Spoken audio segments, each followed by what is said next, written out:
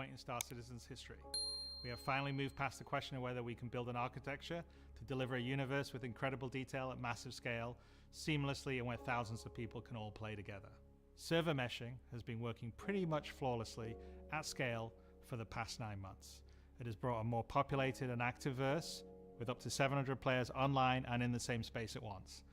It's greatly increased server performance and delivered a much more responsive player experience. OG Nation. We got a live watch party, boys. So we're going to go ahead and chill and hopefully they show us some stuff that's coming soon and not later. Or even the ability and we got the wife and a little baby here, so detail, you know we're going to be chilling. Scale and seamlessness. All right, boys. Of course, there will be continued improvements to server meshing and to Star Engine, but having moved past this last big technological hurdle has allowed us to finally focus on quality of life and stability improvements, something that has long been overdue.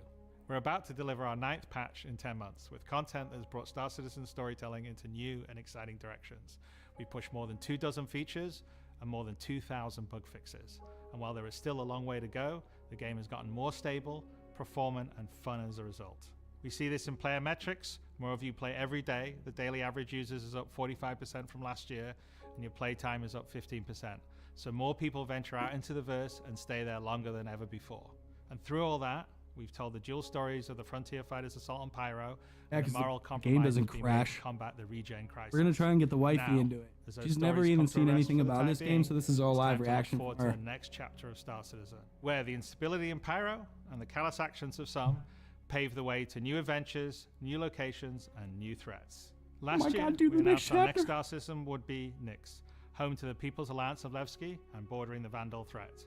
Today, we're proud to share that your adventures in Nyx begin not next year, but next month. Let's go. Star Citizen's 3rd system comes online in Alpha 4.4.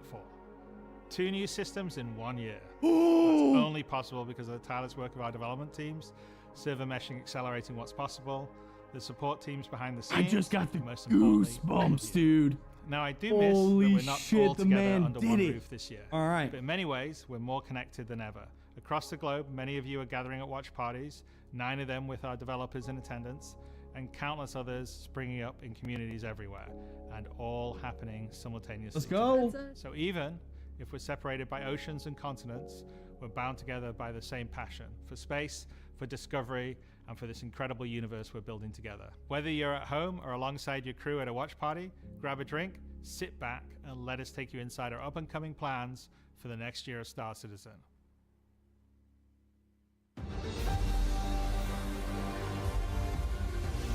Let's go. 07's boys.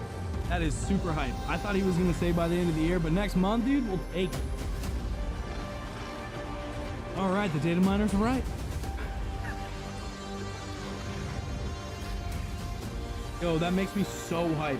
I'm not going to lie, for a little bit, not that we were losing hype, but it's just, you know, it gets stale. There's not a lot to do once you do it. Once you do, like, the salvage, then you do the mining, then you do the refining, you do some bounty hunting, you do some of the missions, and then you do the new investigation at the ASD Onyx. Once you get done with all of that and it comes down to like the grimy, oh, and then you do executive hangar. I've done the executive hangar already. Like once you do that, it's kind of like you want more. The universe doesn't feel empty, but it feels not full. With the foundational technology now in place, the content development of the game is no longer restricted, allowing us to forge ahead with building out our first 5 star systems. Nyx will see the much-loved Levski landing zone added back to the verse, while also bringing you one of its most iconic landmarks, the Glacium Belt. Here, you'll experience a new combined arms operation that will introduce new factions and new adventures for you to discover. With this edition of our 3rd star system, we're also going to do something that's at the heart of the entire Star Citizen experience, and that is to build it right in front of you. As we have done this year, with the addition of several major locations, such as the Hathor facility or the Lazarus complex, we will continue to unveil new Nyx content throughout the year. It's a slightly different approach to how we deliver Pyro, but we feel this gets the content into your hands sooner and shows our intent as we continue our march towards 1.0. I'm so incredibly proud of the work our teams have done and are continuing to do, and we're excited to have you on Okay, this so next Nyx step is it's not empty, but it's copy paste from Pyro. It's a mix of Pyro and Sin. With a little story.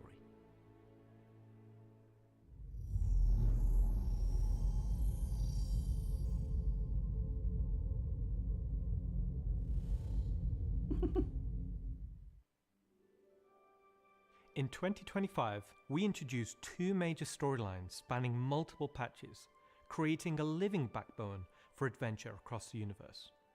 The first was Pyro Must Burn. It connected Stanton to Pyro and introduced the Frontier Fighters, who are relentless, brutal, and determined to wipe out any threats that cross them. And with this month's release, you'll now take part in the conclusion to that storyline. The second was Science Run Amok, with the Regen Crisis throwing the Empire into chaos, and you all jumping in to help the various corporations respond.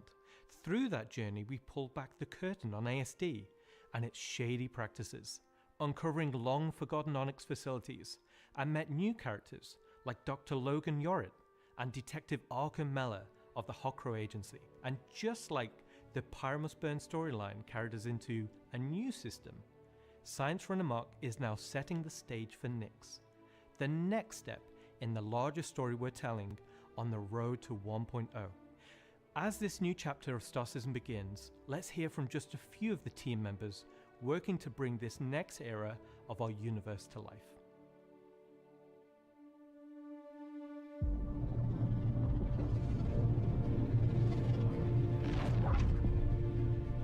When the Nyx system was first discovered, the United Empire of Earth, the UAE, came out and did scans and kind of found out that the system wasn't really worth settling. The planets were too hard to terraform, the resources were too tough to get, so they opened it up. And one company saw opportunity where the UAE didn't, QV Planet Services. And so they expanded into the system and tried to mine as much as they could, making a very slim margin by the sheer quantity of resources they were pulling out. The system itself Think about it. I grew up ran its course watching from sort of a Star large Wars corporate come interest out, and then they tell you that and flying then was cars are going to be mostly around in left, 2025 as a Now little this boy, and ended you're up just like, being the ideal situation for the People's you know, Alliance, like, who then- were a group of revolutionaries so who what were do you do? trying to overthrow a game like the this. dictatorship of the Messer regime that was going on in the Empire at the time. So they That's just- went that's just- to I the think Nyx system that's just how I grew and up. established what Like, became known as Levski. I remember Wired and They all wanted these to make magazines it everything that the flying UAE cars by wasn't at this time. 30. And we're not even, I mean, yeah, we're They close. set We up do have what hover they saw as their stuff ideal like that, but, society, dude, they're where smoothing. everyone's voices would be heard, where Fall everyone off would be at equal. tons though. Have you seen them? But they've fallen onto hard times. Yeah, like the shit in Dubai and stuff. Like they're like actual hovercrafts with big fans, but like, dude, So if you get Nyx in today the air, is kind of at fall an off. interesting point in its history. Now that the UAE has kind of transformed just still itself taking into a helicopters. democratic society, what is their role? What are the People's Alliance rebelling against? And they still see the empire as being inherently unfair. They see their role as still trying to create a free and fair society. But on the other hand, they have more problems than ever. And there's new threats lurking around every corner. And they have to ask, are they prepared to handle that? Or do they need to turn to the UAE for help?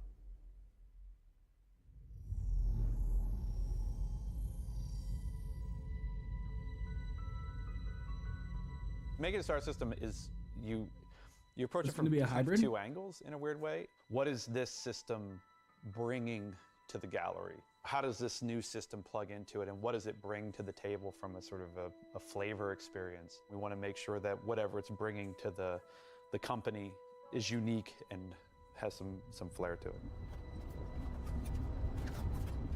So the Nyx system is a remote system where people want to go and live free outside of the pressure and influence. So of they the show you anything like this? Is all in game. It's a remote and rugged system with a lot of hostility coming from the ever-present a nice threat of drive. Vandal. It's kind of like a frontier-esque thing. It's not lawless like Pyro, it's just kind of out there.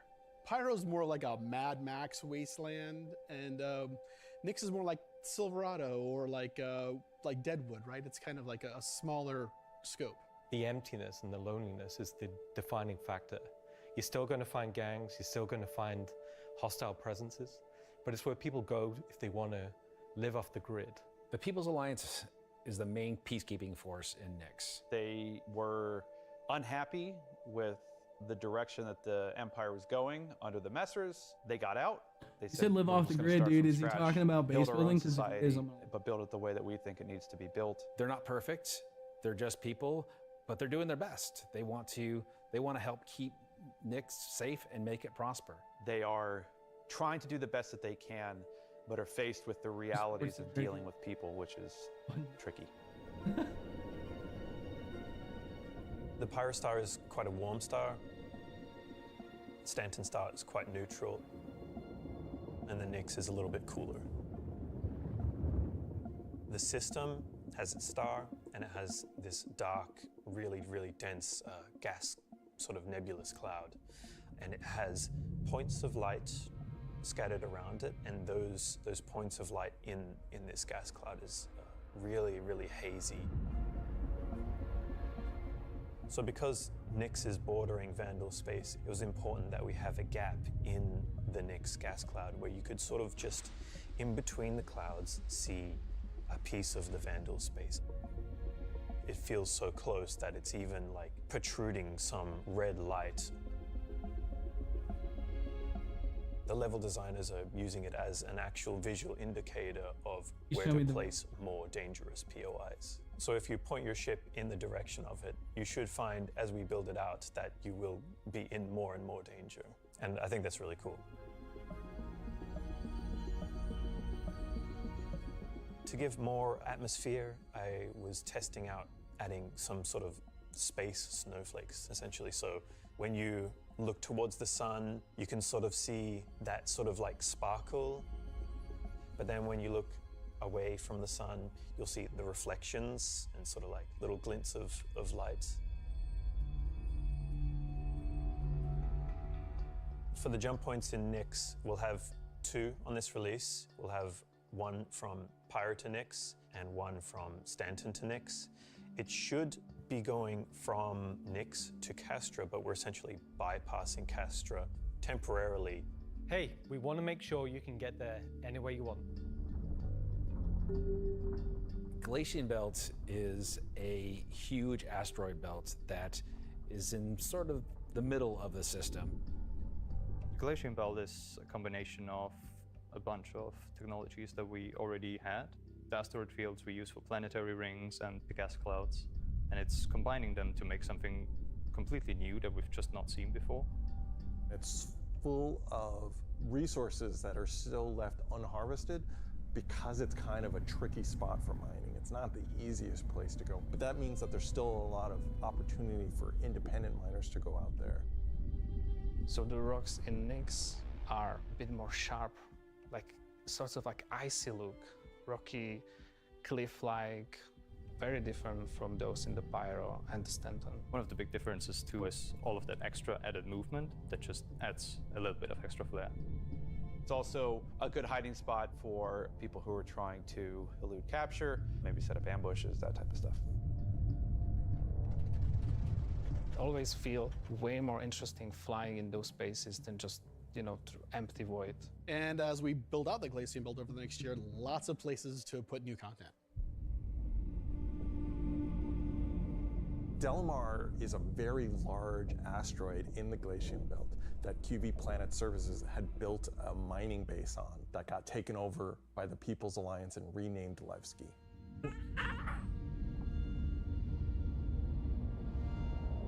Levski is our first and biggest social outpost for Nyx. It's kind of like the place where you stop before you do your panning. So it's kind of a San Francisco before you go out to the gold rush. It's going to be the central hub for trade and hauling and all of the commerce within Nyx and also from Nyx to other systems. But it does have a CD underlayer to it. Over the years, you're sort of improving the generation method of those asteroids to culminate towards this specific point to make large, explorable location. When you fly towards the Levski, you see this huge gas ring around it. It's scattered small, mid-sized pieces of the asteroids. Well, Levski's immediately apparently unique by the fact that it's a facility clamped onto the side of an asteroid. The breathtaking views of looking into the belt instantly gives it a unique charm and flavor. As you approach, you'll initially see a very dramatic borehole that goes all the way through the asteroid.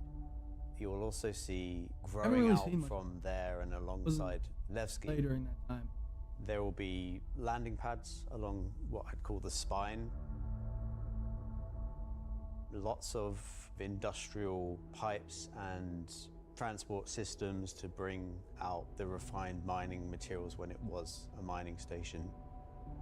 Before, we were using an actual planet, so we had all of the space available to place all of these structures.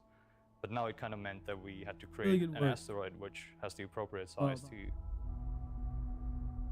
If we took the whole shot of the asteroid, you will see that there is an area to fly underneath. We plan on bringing in hull C gameplay, so this is exterior cargo elevators, so as a team you will be able to load and unload cargo. There's a lot more movement on the exterior, such as the cargo trains going around tracks. It's now going to be fully EVA-able. There will be walkways around the main landing zone to walk on using gravity plates, but you can drift off and kind of go wherever you want. They can explore fully the whole place, which is great.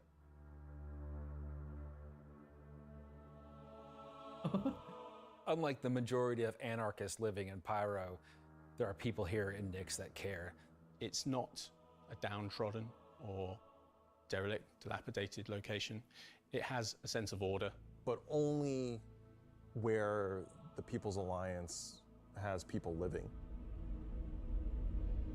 But we've had Levski before, and we've updated it quite substantially to be more in line with the newer features that have been put in since, but also visually, and there's been a lot of quality of life fixes that we've wanted to add and bring up to like a good standard for a landing zone.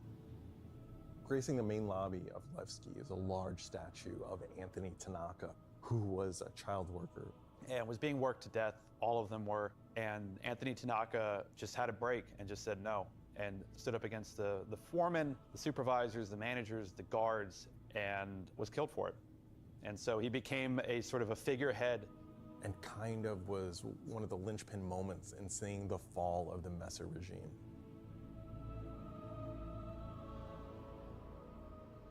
So if you take the elevator up to the top deck, you'll see the top view and the cargo area as well. So you can go through the cargo shop. You've got your normal kind of cargo needs.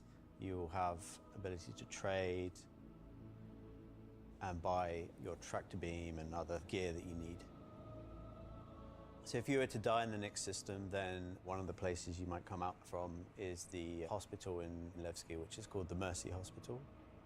So Mercy Hospital is just basically, it's a local med station for all the residents of Levski, anybody traveling through the system. Again, they're trying to provide as good medical help for people as they can.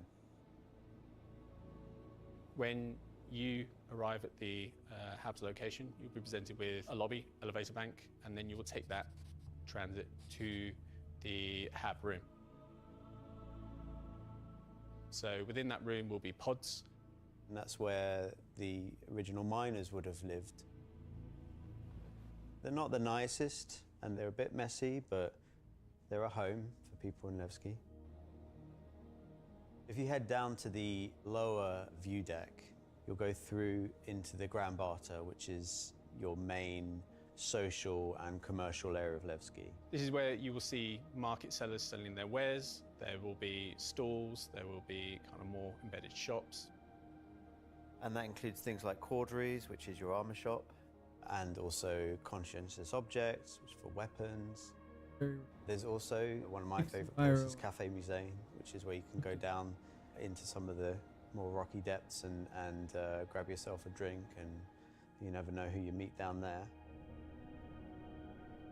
If you explore a bit more around the Grand Barter, there's other routes around and little side passages. There's another shop that's away from that area called Teachers. Teach's Ship Shop is basically where you would go if you were looking to pick up a used ship, buy some ship parts, fix up your old ship, find some new stuff, sell some scrap. We've closed up Dumpers Depot for Levski, and everything that used to be sold there will now be sold at Teachers.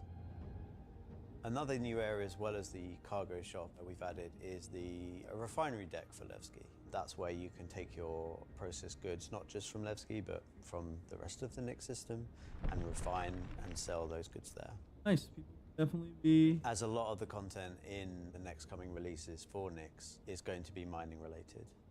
So it's super important that Levski is a really nice hub for mining type of gameplay. So we're really happy to bring Levski back into the game. It's been gone for quite a few years now. I think it really provided a unique environment of it's run down, but the people who live there love it and are working their hardest to make it a great place to live. This is a location that has a lot of nostalgia for you guys, and we don't want this just to be a re-release. We do want you to go, wow. It's not going to be as complete as Pyro was when it first came out, but it's going to be our first iteration, and you're going to be able to see it grow as we work on it. Like with everything, we're always learning and improving and finding new ways. I mean, is there anything more Star Citizen than just building the system while the players watch us build it around them? It's going to add a nice dynamic to Stanton and be a much more calming of, style system than Pyro. The people that would have played it before are going to love to see this come back, and the people that haven't seen it before, it's going to be a great new location. This is the first time that I'm going to be able to touch stuff and kind of bring my own content to the game, and that's really exciting to me. Levski coming back into the game is a huge milestone personally for me. So I worked on the original quite some time ago, so seeing it come back and updated and improved and better is fantastic.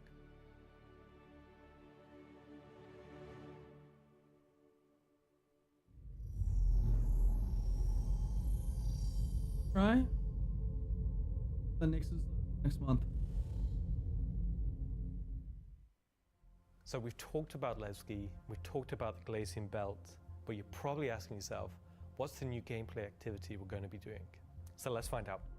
Welcome to Nix is your first experience in a new space station in a new solar system. It's a mystery to be solved. There's things for the player to explore and look into. There's going to be some twists and turns, of course some combat, and if you're lucky enough to survive, maybe some good rewards. This is basically a continuation of kind of our ASD storyline. So in the closing out what we had called our Science Run Amok storyline, we had revealed that ASD had been procuring sort of very black market illegal stuff in order to conduct their experiments. So this mission is basically going to be continuing on that trail. So the Navy has learned that illegal tech is being sold in the UAE, and they're hiring Intersect to investigate. Intersect Defense Solutions is the leading military defense contractor in the UAE. So the Navy contracts with them a lot for doing various kind of military operations that they don't want to handle themselves. We didn't want players to be working directly for the Navy. The Navy just doesn't call up random citizens and ask like, hey, if you're free, can you fly a helicopter? I guess as a player, when you can think about like, oh, where am I going to be doing missions that are capital ship battles or large fleet scale stuff or military operations, that's all going to come from Intersect Defense Solutions. Intersect have discovered the source of the illegal tech is in the Nix system and an old abandoned QV Planet Services logistics station that's come back online. So they want the players to figure out what's going on. So when you come out of Quantum and you start your approach vector to the objective, you'll be weaving through asteroids, going through the Glacian Belt, and slowly the station will reveal itself. Now this is an old QV logistics station. It's pretty beat up, it's pretty derelict, but there's some points of interest that you'll spot as you go through. So the station itself shares design cues from old Pan Am stations found in Pyro. This architectural design found its way over to the Nix system as the system was being established, but you'll also see some additional design cues that QV planetary services were adding, so it's a nice transition architectural point. It's fairly skeletal in design. You'll see logistics yards and cargo yards, but also facilities pinned inside the asteroid, creating this network of facilities. You'll notice there's a Polaris near the main hub. It's not a normal Polaris. It's damaged, it's broken. It's not a standard corporate Polaris. So at this point, you should be asking yourself, who does this belong to? Away from the Polaris, you'll see struts leading to asteroid bases. Now, these asteroid bases are locked, so you don't know exactly what's inside just yet. But all of this comes together to form the playground for the mission to take place. So not only is this facility unabandoned, but it's also under attack from a surprising but familiar foe.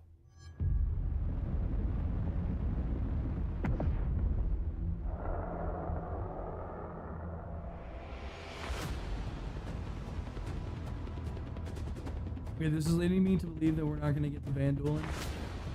They should totally give it to us before Squadron. Versus. Oh, never mind. That works. For the first time in the PU. No way, right? These are human.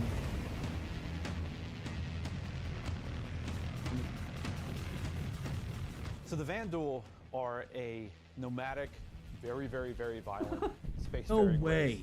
They've been striking out against outposts and such in the Nix system. They don't really know what they want, don't know why they're doing it, but it seems like whoever's running the station is really pissed them off. Vandal raiding parties have been arriving in the system, and they're unaffiliated to any clan. There's small groups coming in and picking at them. But as time goes on, those raids are getting bigger and more frequent. They'll be the scythes that you're familiar with, glaives and blades that we all know and hate, and a new craft for the PU. Yeah, so it's like the first time they're like the main.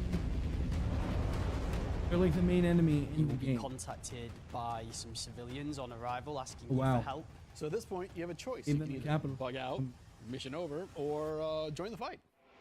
I'm so glad. This will be the first time since the PU launched that you'll be able to fight against Vandal aggressor ships. This fight will be intense. The player should be able to deal with them, but they will have to be prepared and they'll have to come back in to fight off this initial wave, and that won't be the end of it. After you fight off the Vandal ships, the mysterious inhabitants of the station invite you to come on board. Which Intersect sort of will encourage you to do because it'll help further their investigation against what's happening here, why these QV stations have come back online. You dock your ship, you board the station, and it turns out the inhabitants here have a real surprise for you. The player will be immediately ambushed. These guys are not your friends. Of course, it's not going to be easy because the people that are inhabiting the station are going to fight you every step of the way. The fight will be challenging, but this definitely will be the warm-up phase of this mission. This will be the players getting a sense of what exactly is going on there, who these new people are. They'll be in unfamiliar armor. They'll be wielding unfamiliar weapons. And we want you to get a sense that you are in a new place, in a new territory, fighting a new faction. So after you survive this initial ambush, you get back in touch with Intersect, and obviously the question is, new armor and who are these people? Why are they attacking? Why are the Vandal attacking them? At this point, there's more going on here than anyone thought. The directive from Intersect is to explore the station and collect as much information as you possibly can. Along the way, you're going to get to explore some new areas. It's not just the space station. There's the disabled capital ship. There's asteroid bases nearby with obvious installations there, other forces that the Vandal have been attacking. There's a debris field. Explore the locations in any order you want and try to find out who these people are and why the Vandal are after them. You'll find new clues, you'll find ways to solve the puzzle of what's going on at the space station, and find out what kind of loot they have for you now that you've beat them. And of course, this is a legally open station, so anything you find is yours to keep and sell, maybe even give to Wicklow.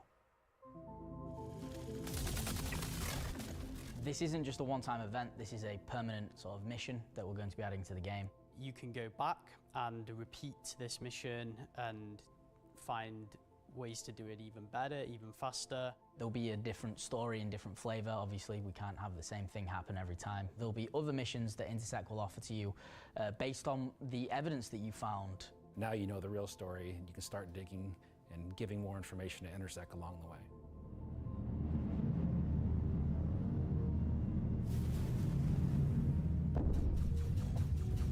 Nice, okay, so they're not gonna spoil too much. I'm super excited little to finally breadcrumbs. see I like that. Vandal in the PU. I'm excited to bring I hope we get to fight Vandal on the ground. ship combat to SC. Players in the PU will now get to face down these awesome ships and get a taste of them, and being able to do that in the PU is going to be, I think, a heck of a lot of fun.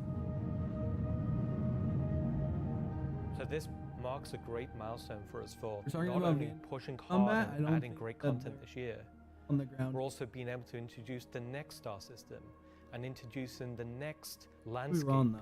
to tell new stories and add new gameplay beats into the ever-expanding universe. So we'll leave 4.4 there. If you're at one of the watch parties, please raise a toast to the great work that all the teams have been doing this year. And I'll be right back in just a few minutes to look ahead at some of the things coming in 2026. Hello, everyone, and welcome to the Voyager Bar in beautiful scenic Orizon, where the staff of Cloud Imperium Games Manchester is gathered for their very own CitizenCon Direct watch party. As the dozens of such events happening at locations around the world, we've gathered today to watch this sneak peek at just a little of what the next year of Star Citizen has in store for everyone. Oh, that was really good, everybody. I'm Jared Huckabee, your host for the festivities and for the show today, and let me tell you, it's not a joke, it's not a gag. Next week, we're hitting our 9th patch in 10 months, and then in November, we're going to finish out the year strong with the long-awaited arrival of the Nix system. And in case you missed it because you were chatting with friends, hi. It's not the lawless wasteland of Pyro many folks have been speculating, but an independent system with its own set of rules and laws and multiple ways to get there. It's an exciting time for everyone at Cloud Imperium Games because, as the architects of our persistent universe said at the start of the show, the foundational tech that we've been building for so many years has now unlocked us to bring more to Star Citizen than ever before as we continue our journey towards 1.0. Now, before we continue with the show, let's get a few housekeeping tasks out of the way. First, we're simulcast on YouTube and Twitch. So if you want the keen communities of Twitch or the 4K ultra high resolution of YouTube, you have your choice. Second, throughout the broadcast today, we want to see and hear what you have to say along the way, and you can tell us on social media by using #CitizenCon. We're especially interested to see any photos from those watch parties that are happening across the globe, and we're going to find some way to bring a few of them into the broadcast later in the program. Third, we've also had a CitizenCon contest going for people to create their very own slice of life in the PU videos, and we played the winning entries during our pre-show countdown. The offerings were super varied. The idea was to work with a team to show the life of a miner or a hauler or a bounty hunter or whatever. But one guy just said, I'm going to make a video about how awesome I am. And I respect that. So shout out Nocturnal Revenant. I don't remember if you were one of the winners getting an L21 Wolf from Kruger for their efforts, but you won the coveted Disco Lando Complete Narcissist Award. Good job. And to all the winners, I'm sure someone will either be in touch with you about your wolves or they'll just show up on your accounts. I really don't know how that process works. Probably would have been good to find out before the show, huh? He's so afraid. Either way, if you missed the pre-show and are curious if you won, you can check the replay after we're done here today. All right. I just realized that my bosses, Chris and Sandy, are sitting in a movie theater watch party in Switzerland right now. A completely captive audience. So real behind the scenes here. This is especially torturous for Chris right now because he's super excited about the next segment we've got coming up. Aren't you, Chris? And you're just sat there right now, forced to watch and listen to anything I say. Do either of you regret that decision so long ago? All right, so I've probably pushed my luck enough. Let's get to the next thing. When Nyx arrives next month, it'll have Levski, the Glacium Belt, and the new Welcome to Nyx operation we just discussed. But throughout 2026, we'll also continue to build the star system out with new features and new technologies that will not only set Nyx apart and give it a unique identity from its sibling star systems, but continue to set Star Citizen apart from other video games altogether. Now at this point, if you're running one of the watch parties, you're gonna wanna crank your speakers up for some brand new music from the maestro Pedro himself, and let's take a look at some of what the next year has to offer for the Nyx system. Love Pedro.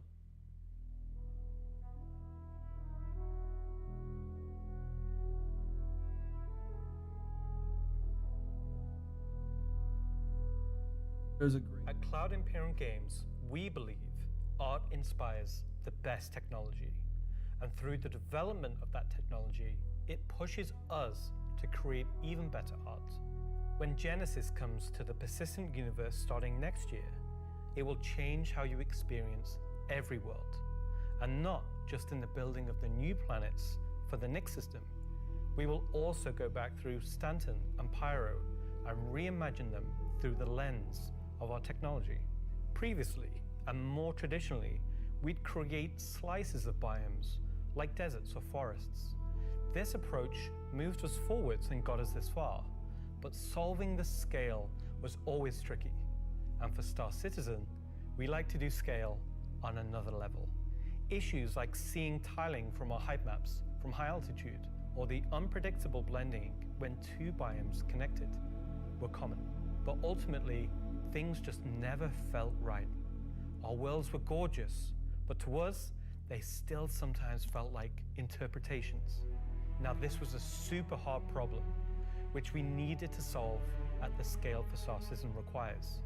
We challenged ourselves to emulate nature in the most believable way. What are they about to tell us? Not just on a planetary scale, but to our level of detail.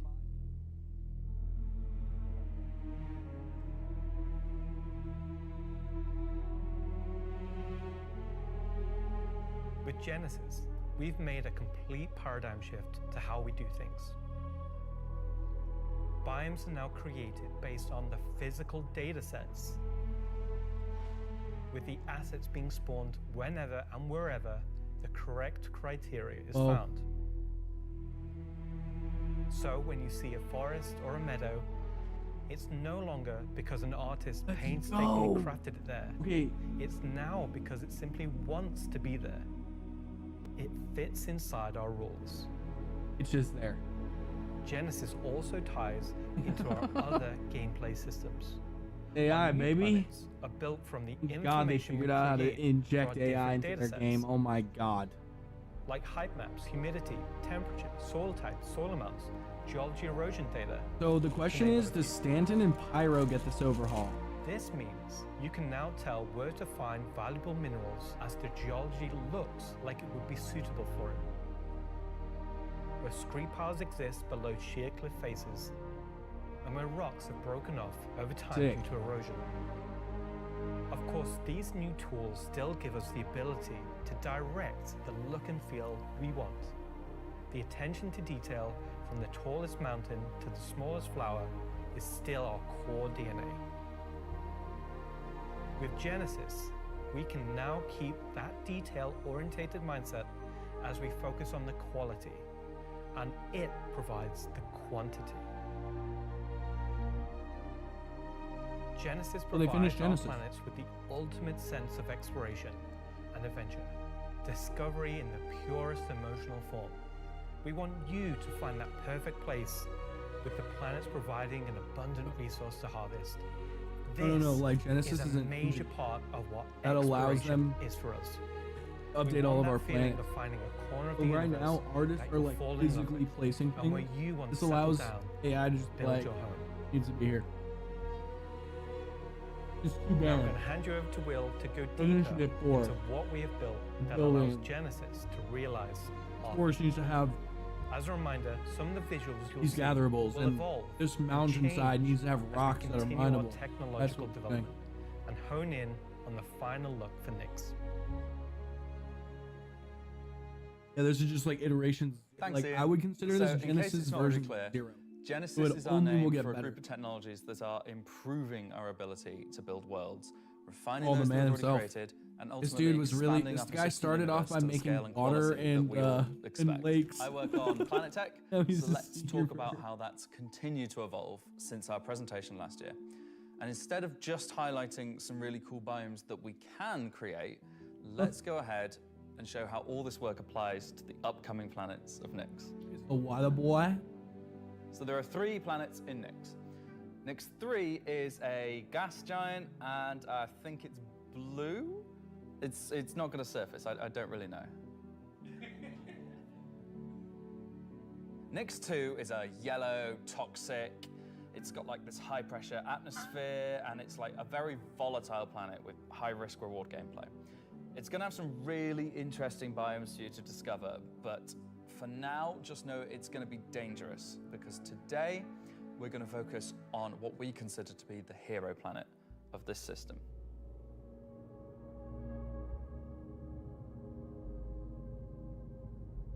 Nyx 1 has got a rugged, remote beauty. It's got a diverse set of biomes, from weathered rocky mountain ranges to vast sweeping forests and grasslands, and from damp, expansive wetlands to claustrophobic, festering swamps. These core biome concepts give us a fantastic platform to hone our technology, in some cases because the current tech couldn't do them at all, or because we want to completely step up our game for them. So, let's approach this planet in much the same way that you, the player, will, from orbit. The orbit appearance of the planets going forward is far more tied to what is present on the surface. Previously, we had different data that drove the orbital and ground coloring. That's because the orbit was designed to look like vegetation that we'd place on the surface, and the ground coloring was trying to be a mix of soil, rock, and the organic compound coloring that forms the kind of colors there.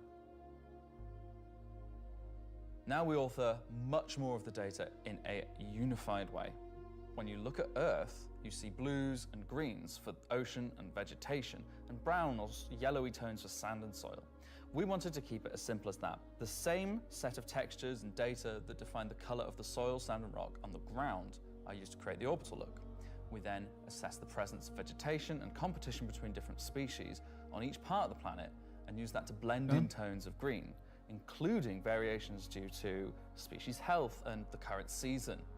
This creates a far more complete image, totally nerding out right now, and allows you to identify features, geologies, and potential points of interest all the way from space. Let's go down to the surface and start with something closer to what you're used to, but in a whole new light. I like looking from the space station. Yes.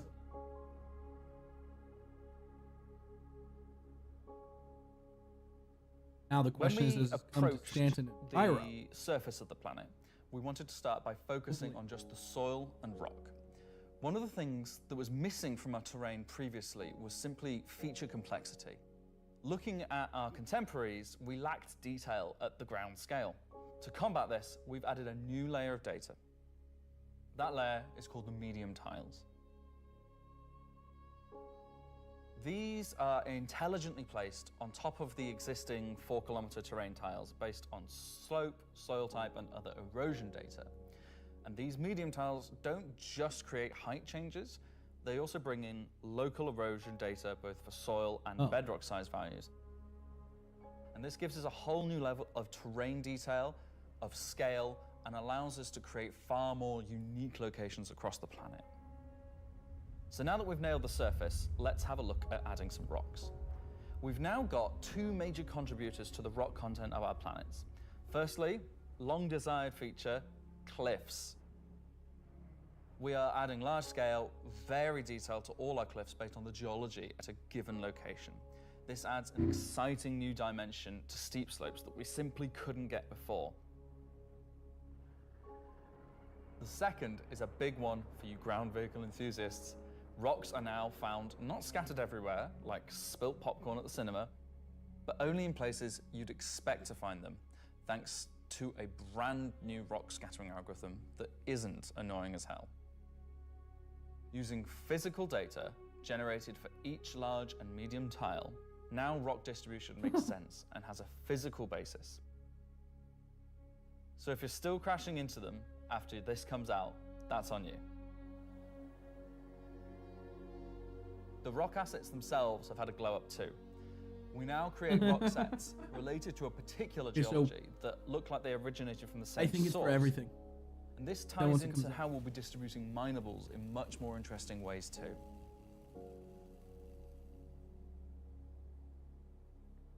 So now that our base terrain and rock scattering looks good, let's add some vegetations and explore some additional biomes.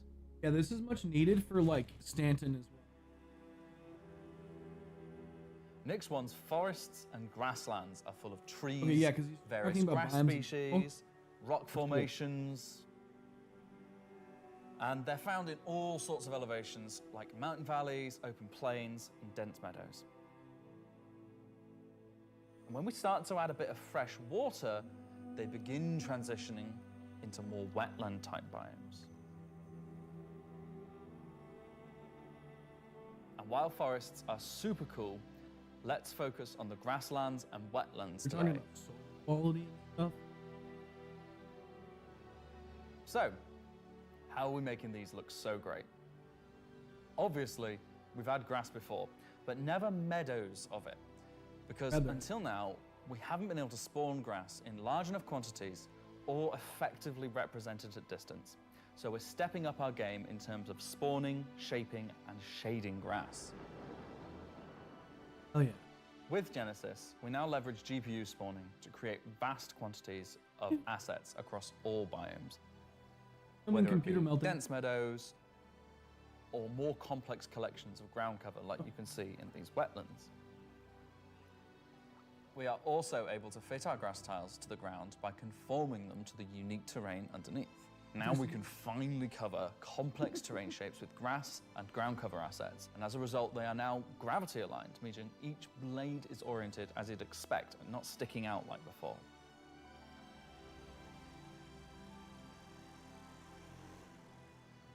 Next, let's take a look at how we light our grass. Now, as in real life, the shading of a grass blade, or indeed a whole field of grass, is lit very differently to like a flat surface. We now use a solution that shades meadows of grass far more like fur or hair. And this, if you think about it, makes sense. At a distance, a field of grass is far more like a carpet or cloth than a flat surface. This improves how our grass looks from a near perspective, as well as bringing us nicely into how we're solving the distant representation of grass. So let's talk about the distance problem. One of our biggest achievements with Genesis is allowing us to build beautiful biomes out of flora and geology assets like a building set. Can I say Lego? No. Too late. But in the past, this broke down very quickly when objects simply disappeared when viewing the same biome from 10, 20, 100 kilometers away. Because we don't hide planetary transitions and allow you to view complex regions from very large distances, there are almost infinite perspectives from which you can see a location in Star Citizen. So, how can we afford to evaluate complex spawning logic at runtime for the entire swathes of the planet? Enter the virtual terrain. Virtual terrain, or VT for short, is how we now cache and represent our terrain at varying scales. This has been the enabler for all of the lovely advances in terrain complexity and asset spawning we've shown so far. And it's also how we now evaluate and represent vegetation from a distance. When creating the VT for each part of the terrain, we assess if vegetation has covered the ground, and if so, what shading should be applied. For all of our biomes, we're now able to use the same shading model for the distant representation as the close-up asset, whether that's our lovely rolling hills, some more dramatic rockscapes, those muggy wetlands, or even our festering swamps. So yeah, we didn't forget about the swamps, and they're coming to Nyx 1 as well. Built using the lessons learned and all the technologies we've developed, these swamps now spring into existence from the planetary data. This biome combines all of the elements from the other biomes we've shown you today, from water interaction, denser spawning, unique ground coverage, and I think it creates something really unique.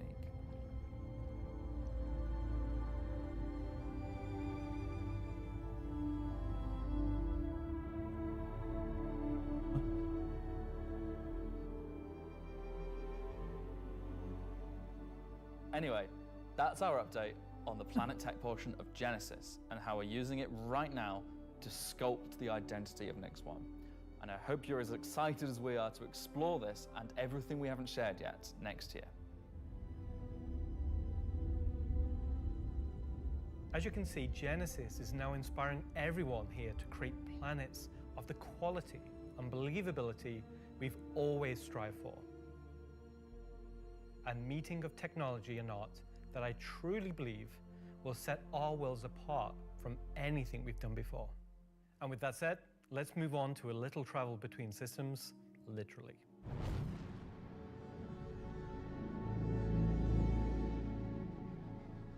Up until now, our mission system has been specific to the star system you're in, meaning a Stanton mission has to take place in the Stanton system, and a Pyro mission has to take place there. We've never been able to link these together, but with the introduction of our third star system, it's time for this to change. Go cross. And that begins with the introduction of interstellar cargo. What are you talking about today? System-to-system hauling missions. Hauling is back. No one said hauling was gone. He doesn't even play the game? These are exactly what they say on the tin.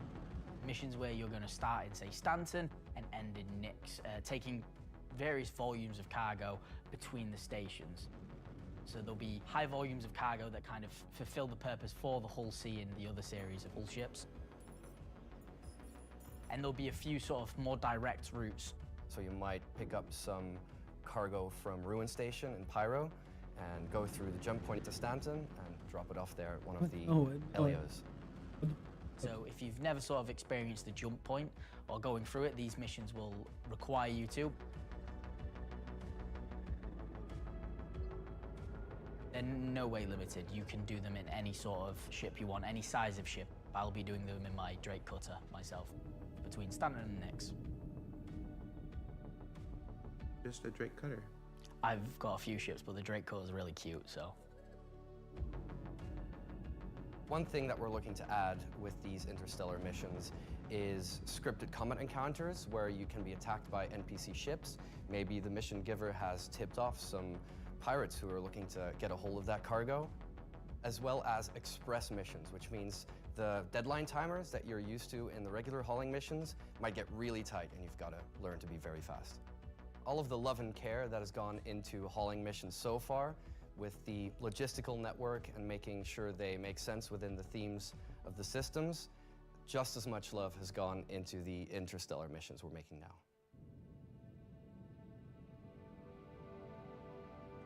At the start of the show, we said we was going to build out the Nyx system right in front of you after 4.4 launches next month. And while we want to keep as much of what we're doing behind closed doors so you can discover it for yourself, in-game and on your own, we still are excited to share with you a brief look at one of our up-and-coming locations we're calling Rockcracker.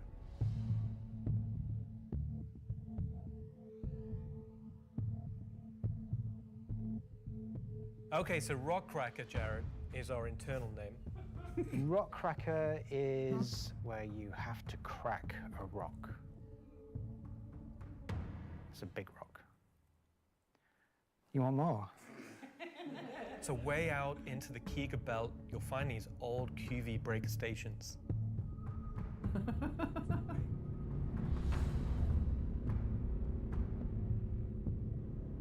These were originally industrial facilities breaking apart large asteroids and mining them down. But since they've been mothballed and been left abandoned. So you're going to have to find your way inside and thinking about how do we bring this facility back to life. It's not just about flipping a switch.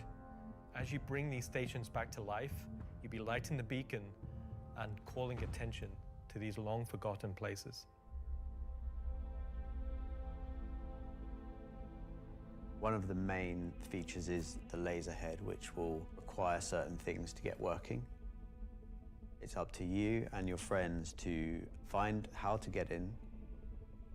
There'll be a variety of options. Whether you're discovering the bowels of the station and mining your way through long-forgotten tunnels, or you're going through the main laser entrance. Now, as you're traversing through the facility, you'll find the old engine room. Now, there may be ways to bring the facility back to life, kickstart the engines, and bring power to different parts of the facility.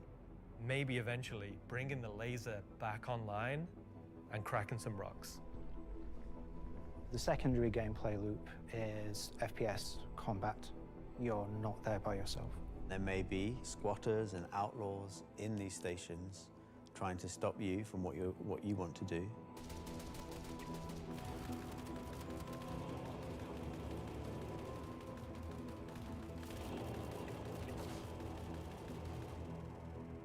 Well, that was a new shotgun.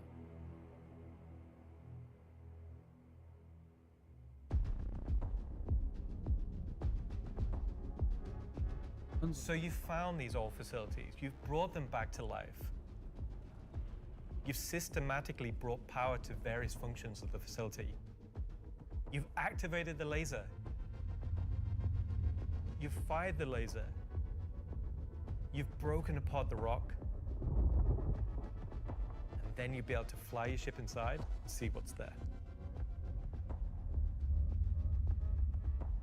So you fly a ship into an asteroid? Yeah. You just get into your ship and fly in and start searching around and trying to find the pieces that you want to mine.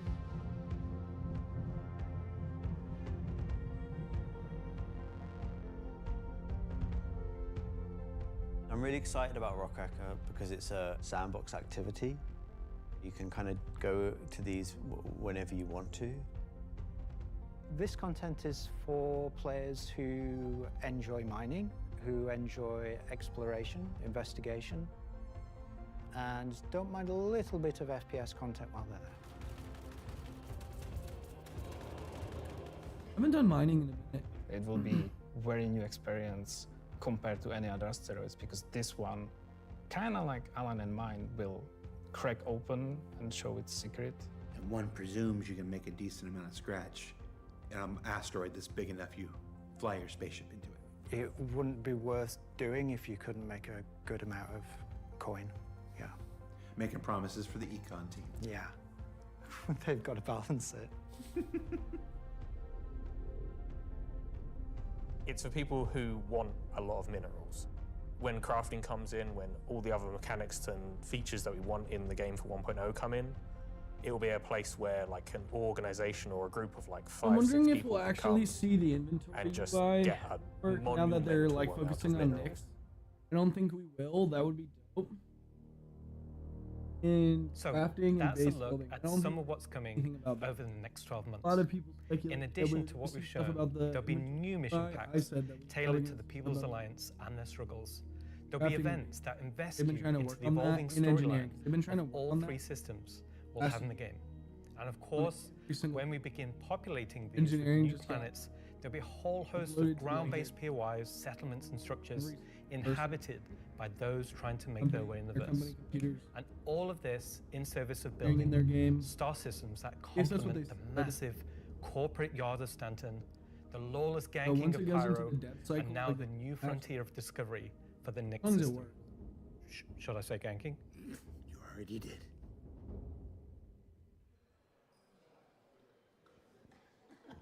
Good job, everyone. So yeah, a whole lot to take in there. Interstellar hauling is the beginning of a massive expansion to the mission system that'll let us connect these 3-star systems like never before. What else we got? Rockracker. Rockracker is just one of the next operations that'll be coming to the Nyx system in the first half of next year, where you're gonna fly into an asteroid and do that thing that miners love more than anything else. Complain about PvPers getting in their way. No, I'm being told it's mining. It's mining. And of course, one of the most anticipated features coming to Star Citizen, Genesis, and what that means for the planets of Star Citizen, including the ones already in there. So let's talk to Wilhelm and find out more. And I'm just remembering that Wilhelm is in France at the watch party. Okay, France. Ask Slarty Bartfast over there how they're going to use Genesis to update the planets and moons of Stanton and get back to me, all right? And see if we can get some fjords. What else we got? The Citizen on Digital Goodies Pack. That's a hard thing to say. That went up for sale a couple weeks ago. It has a whole bunch of mysterious items in it, and that's where I can tell you now that almost all of them are tied to the Nix system in one way or another. So let's find out what's actually in there. There's a gunship flight suit and helmet, 2 armor sets from that mysterious faction causing a ruckus with the Vandal, and an Intersect BDU sweater and outfit, a couple of crazy weapons that I'm certain we're going to learn about in just a few minutes, some slick Levski swag, and finally, to celebrate the long-awaited addition of the Vandal to Star Citizen, a cool Vandal knife and adorable plushie, which I swear to love and squeeze and cherish forever. So yeah, it's a pretty solid haul for this year's Digital Goodies Pack, which you can still pick up right now on the RSI store. So now, let's go ahead and transition into our next segment. Much of what you see in the show today has been the culmination of a lot of people's work in... All right, I had a dream about like this once. Yeah. On sale right now so against everyone's better judgment, the thing has finally happened. Can I help you? How do you think the show's going? Good. We're getting the Nix Star system and the Vandal are coming. Kind of been a lot of Nix, right? Well, yeah, but it's a major milestone and it deserves a major showcase celebrating everybody's hard work. And you got more, Maybe a right? mission giver? Well, yeah, there's spaceships coming up. Cool. Wow, it's like they only scanned the original community portion of me. If pictures steal your soul, imagine what face scanning in PCAP does. Well, this has been super cringe. So I'm gonna head out. Bye. Oh, regular Citizen Con is still better. You should have done that. Of course. Thank you. Part of me that isn't a soulless marketing puppet. All right. No. Let's just go to some spaceships, shall we? Well, they have a puppet version. Hi, my name's John Crew. I'm the vehicle director here at CIG, and welcome to Talking Ship, where we're going to talk about 3 new ships coming to the persistent universe. John Crew's been here since a very long time. He started as a wee lad. The last year has been pretty hectic in terms of vehicle deliveries. I think we've delivered the most we've ever done in a 12-month period, and we've covered all the way from tiny little snubs all the way up to capital ships. We've kind of filled out a few little gaps. We've introduced some new ships by some old manufacturers. You had the Polaris come out, and obviously people have enjoyed playing with that. We snuck the Idris in without none of you expecting it for a while, and it's been a busy year. It's nice to start revisit some of the older catalogue and some of the bigger ships again.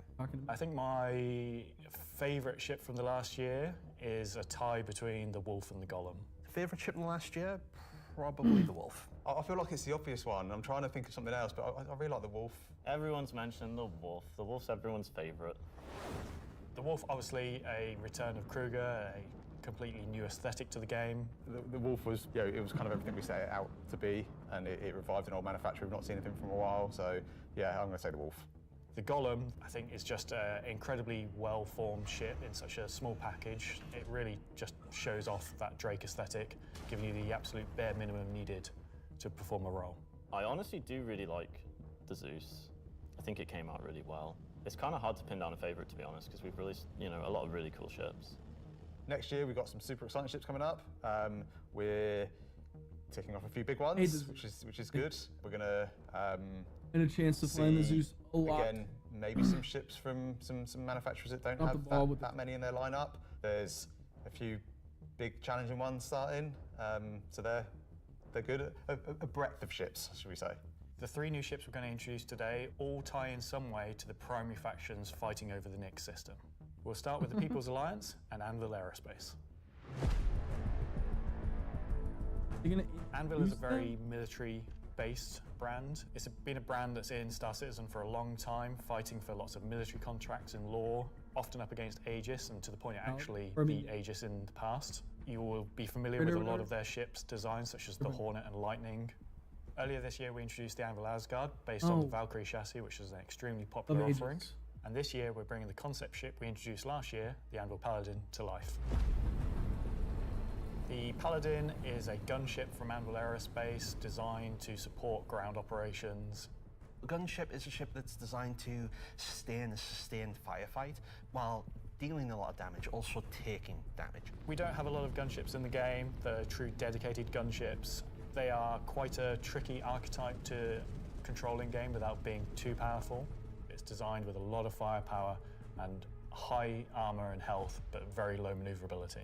It's multi-crew, it's just built purely for battle. It's got lots of armor, lots of guns, big guns.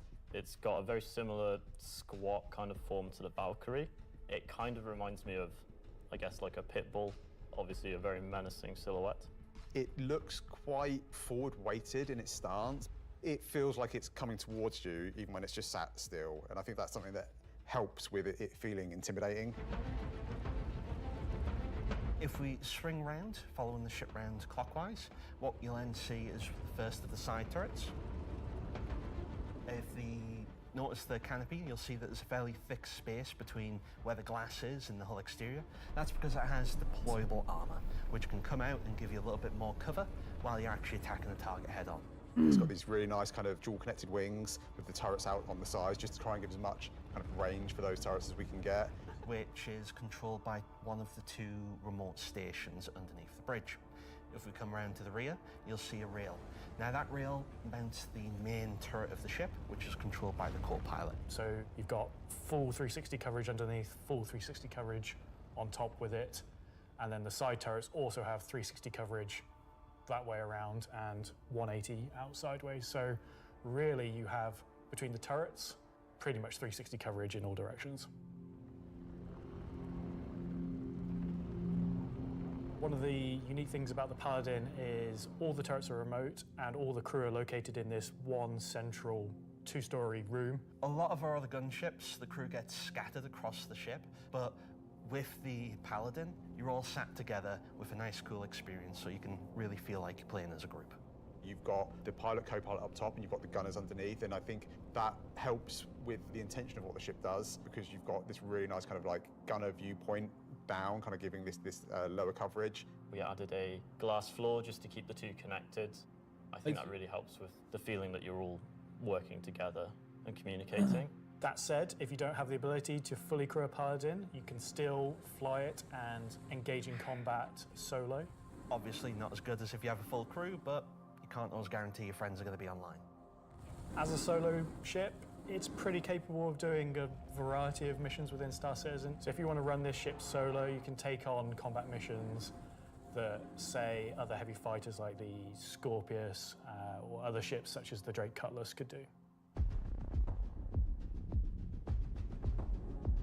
Coming aboard the Paladin, you enter into this sort of armory, ready room area. You have a variety of suit lockers and weapon racks in this room. Everything's very militaristic, stripped back, simple.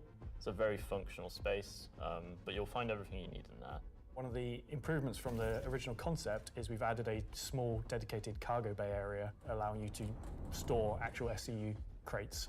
Forward of that is the route to the lower gunners, and then upstairs you have the bridge area, and then off that central area you have the dual living quarters, one on the left, one on the right, and then at the rear you have the main sort of engineering area where the majority of the components are.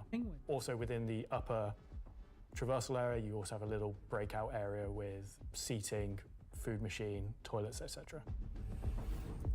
I think it's a very cool looking ship. I think we did a really nice job of taking what was there in the concept and adding an extra level of detail and trying to kind of push things forward. I think it hits the nail in terms of a really solid military ship. It's really complementary to some of the other ships in the Anvil lineup, so something like the Valkyrie, where you've got this big drop ship. You know, the Paladin's there just to make sure it's safe, make sure no one messes with you, and just basically scare people away. The thing I like most, I think, about the Paladin is that it's very clearly got a crew of 4, and they all kind of work and operate under the same conditions. You know, the pilot, co-pilot, and the 2 gunners, they're basically all equal on the ship. There's one toilet, everyone's got the same style of bunk. When they're at work, everyone's at the front of the ship together. It's really odd to me that you call that, you like that there's one toilet. Yeah, look at that marketing team does. Well, you know, you all work together. You're all equal at work. The toilet seat never gets cold. Toilet seat never gets cold. Yeah. So that's the Anvil Paladin. Whilst originally a military-built craft, it's the perfect ship for folks on the frontier trying to defend against threats. And talking of threats, let's move to our next ship, a replica from Hesperia. Hesperia are a high-end manufacturer. They specialize in recreating exotic and particularly alien spacecraft. Effectively what they're doing is they're remanufacturing them, making them a little bit more suitable for kind of human flight. And the latest offering from Hesperia is the Vandal Stinger. The Vandal are big, scary space aliens. They're like 7-foot tall, evil war race that sort of take over, steal technology, absorb it, fuse it all together into their own needs. They are the relatively nasty aliens that you sometimes hear about and haven't seen much of yet. They also make really cool spaceships. The Stinger as a Vandal heavy fighter was reserved for their higher tier sort of ace pilots or high-ranking members within their clans. The Stinger is a competitor to something like the FA or I guess the Scorpius. It packs a lot of firepower in quite a large frame, so it's a very, very tanky spacecraft. The firepower is almost unrivaled in terms of just both the number and the size of them. So it's there for players who don't want agility. They don't want to be in and out quickly. They want to be there brawling with big guns and taking all the hits. One thing Hesperia have done differently with the Stinger is they have done away with the majority of the bespoke weapons. They heard everyone's complaints about the glaive and blade and have stripped off the original Vandal weapons to allow customization for standard human weapons. With the exception of the single-size 5-gun. Because it was too well integrated into the hull, even for Hesperia to remove. All the additional weapons are generic mounts, so they can be swapped with any of the existing lineup that we have in the game. By doing this, it provides greater flexibility to the end user, and this is something Hesperia wanted for the civilian market. For that one bespoke somebody weapon, the made that size ship 5 so plasma long cannon, ago, they don't work. Functionally, it is the same as the existing size 5 plasma cannons on the Scythe and Glaive, but it is a sort of Gen 2 model and wraps it in a different aesthetic compared to those models. You'll see they're very much older Vandal styling. This is much newer Vandal styling, but underneath it is the same weapon that people have used for years. Our job as the vehicle art team on the PU was to take the Stinger from the squadron team and prepare it for life in the PU. We took an opportunity to take, this really well-established art style and, add extra details where needed. So the exterior is a real blend of these kind of hard surface, kind of rare alloyed kind of wings, and then underneath this real kind of organic structure that kind of webs all of the ship together. It connects the thrusters in, it connects all the kind of underside of the vehicle and pulls the whole ship together. You can tell it's very different from the Vandal ships that are currently in the PU. If you take, for example, the way the cockpits are constructed. Up at the front, we've got this big kind of bubble dome that gives the cockpit quite a unique shape compared to some of our other ships, and also gives the pilot a unique position within the ship and kind of gives great visibility out the front. Boarding the Stinger is a little unusual compared to other ships, obviously being alien in nature. You're going through a ramp at the rear, and it leads you kind of straight up into the belly of the ship. There's, lots of organic detail, rib cages, kind of strange alien forms. On entry of the cockpit, the seat kind of comes down towards you, and you kind of climb over the back of it a bit like a motorbike. You're basically riding into the cockpit. It feels very much like you're being carried inside the cockpit. Into the traditional prone flying pose that Vandal pilots use.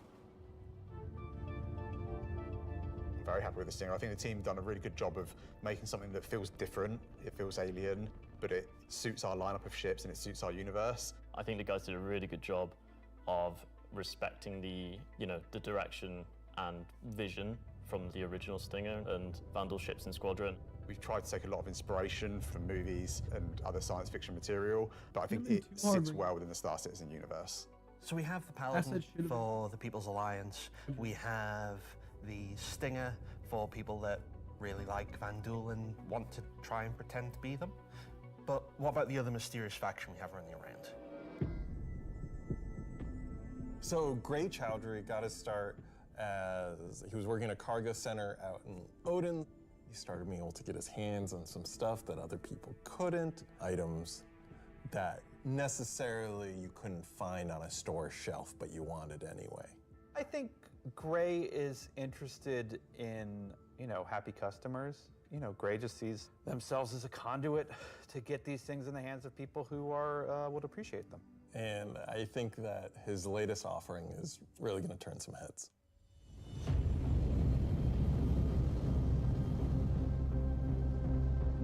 So the Shiv, well, we don't really know what it is, if I'm to be fair. It's what happens when someone who is a genius at aeronautics and ship assembly is given free rein to do whatever they want. It's the best of whatever they can find lying around, put together to make something truly unique, wonderful, arguably beautiful, and just released out into the universe to see what happens. At first glance at the exterior of the Shiv, I think most people will probably recognize there is more than a fair proportion of a cutlass visible there, but it's had quite a few changes to it. As you look a little bit closer, you'll start to pick out elements from other ships. You've got, main thrusters that are from the Valkyrie. Even the bits that are obviously a cutlass have had panels welded on, panels removed. The top turret, which is now remote, is just this hodgepodge amalgamation with multiple other ships' turrets. And then the changes continue onto the inside, where again, it sort of feels cutlass-like, but then you'll find there's bits of Crusader ships just integrated into the wall instead of what was there originally.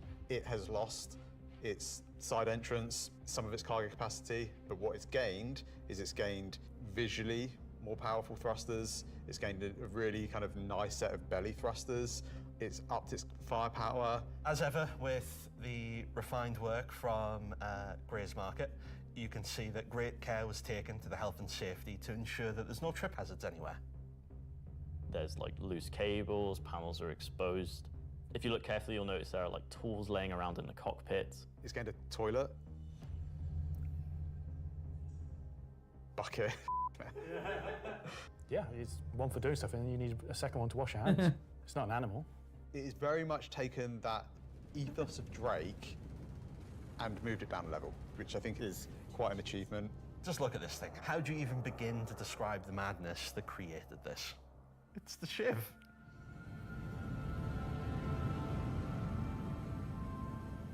This is something new and different for Star Citizen. Where did it come from? I'm not going to answer that. Just Nope. nothing. Just No comment. Gray goes to places and talks to people. I mean, there are just many ways to find these things that, are they legitimate, manufacturers? No. Are they operating on the right side of the law? Maybe not, but, money's money. Does Gray have a motto, an ethos to live by? It probably comes down to, don't ask where I got it, don't ask how we got it. Don't worry about it. Just ask if you want it. I think the Shiv is for someone that is looking for something a bit different, a bit away from the norm, that just wants something that's unique. It's definitely for people who like a rustic aesthetic. It's a fun ship, but it's also really strong, to be honest, and it's absolutely a statement. I'm happy with the 3 ship offerings. They are obviously very combat heavy. There's something we wouldn't normally release all at once, but honestly, all of them are a different statement and they're all cool.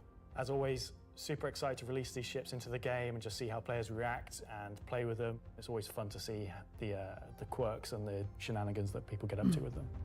So that's Talking Ship for another year.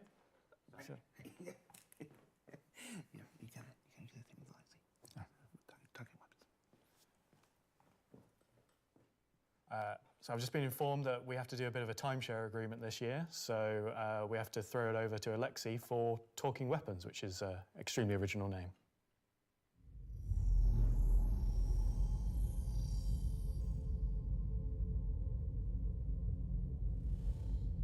They're gonna show us the. I'm talking about the new edition that come out in October. The non-weapons So part of the are essentially the weapons that does not have a manufacturer, the weapons that you can think of that were made by space pirates. Gray sells Gray sells whatever he can sell. Sometimes he gets his hands on some weapons that come from unknown origins. He will sell things that no company in their right mind would ever make. These are the most kind of like scrappy and taped together and the most kind of like pyro-ish weapons that you can think of. Right now we're releasing 3 new weapons. Rocket launcher, the LMG, and the long-awaited Space AK. I think this is the one that not only is the most in demand, but I've been politely badgered about the most. It's a fun rifle that basically fires energy and ballistic in sequence. So your first shot will be your ballistic, your second shot will be the energy. You'll see on the top of the art, there is a bolt that cycles the rounds, and that goes off with the ballistic shot, but it does not go off with the energy shot. And that is just like a really fun way of making a weapon work in kind of like a scrappy, glued together kind of aesthetic. The LMG, this thing is a really fun, slow-firing, hard-hitting beast. It will bring the 50 cal, and the only other weapons that have this right now in the verse are the Bearing sniper rifle and the Coda. Honestly, if you even get hit by one, you just instant tier 1 injury, back to medical. Are you even trying anymore? You know what? We made all these really complicated, fancy guns, and some people just want, I want a slow-firing rifle. Give me a scrap-together box that fires the biggest thing you can possibly find. We don't have a rocket launcher of this caliber. It will be 3 grenades straight together I feel that. you pull into the tube and fire towards your enemies. The cool part about it will have an arming distance, so you'll not be able to just point it towards an enemy. It's also going to have a lot of spread. So essentially, you're going to have to get very close with your launcher to be able to blow up ships with a single payload in it. You can't actually aim with the apparatus, because you've got the tube on your shoulder, and you try to aim it, you'd have to physically put the tube in your head. So we were like, oh, we can't have an aim apparatus for this. And then we realized, like, it's in the spirit of being a tube that you can't use the aiming apparatus, and you just kind of like, all right, I think that's the middle of the screen, I'm gonna hit it. It's in the spirit of being a tube.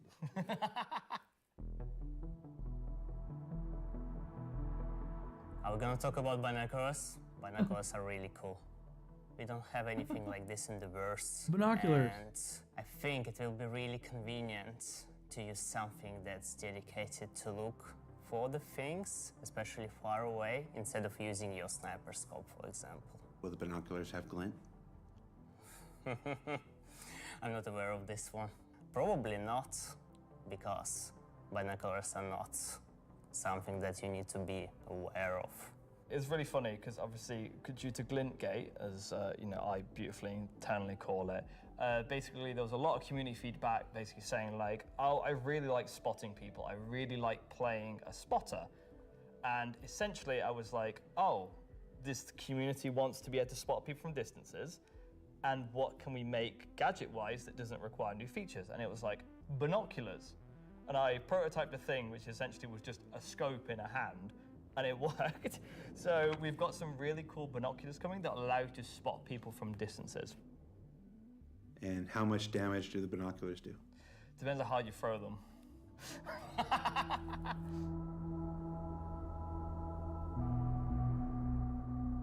Thanks, Alexei and Zach. That's the end of this segment for this year. So that's talking ship and weapons, unless anyone else is going to come and tell me something else. It's been an exciting year, and I think the next year of ships is going to be even more exciting and expansive than this year.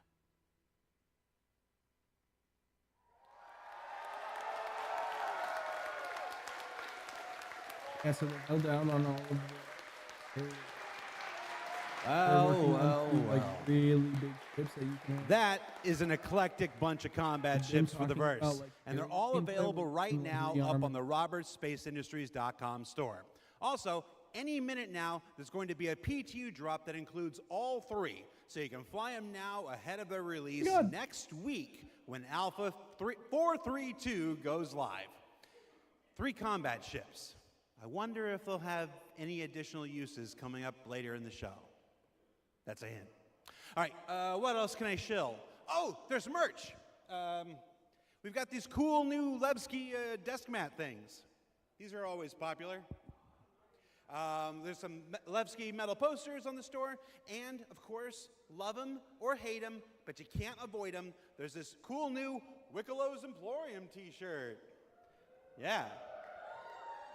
There's also a page published earlier today with a bunch of links to offerings from our third-party partners, from eye trackers to gaming chairs to voice packs to spaceship models from new partners like Planet Ring and Pigeon Spaceport and more. You can find all of that on the RSI website as well.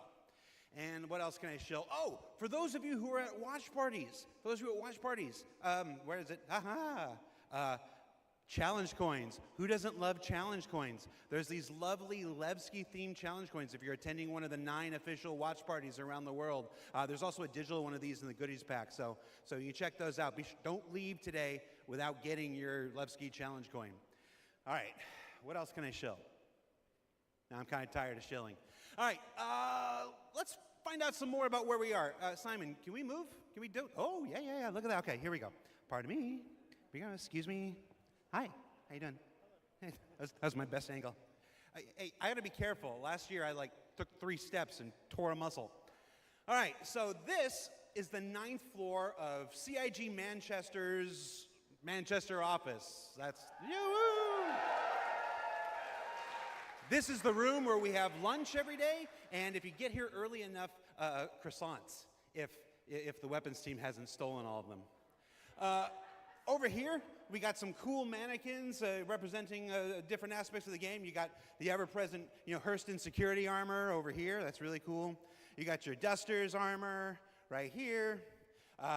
You got this guy from a game that we're not talking about today.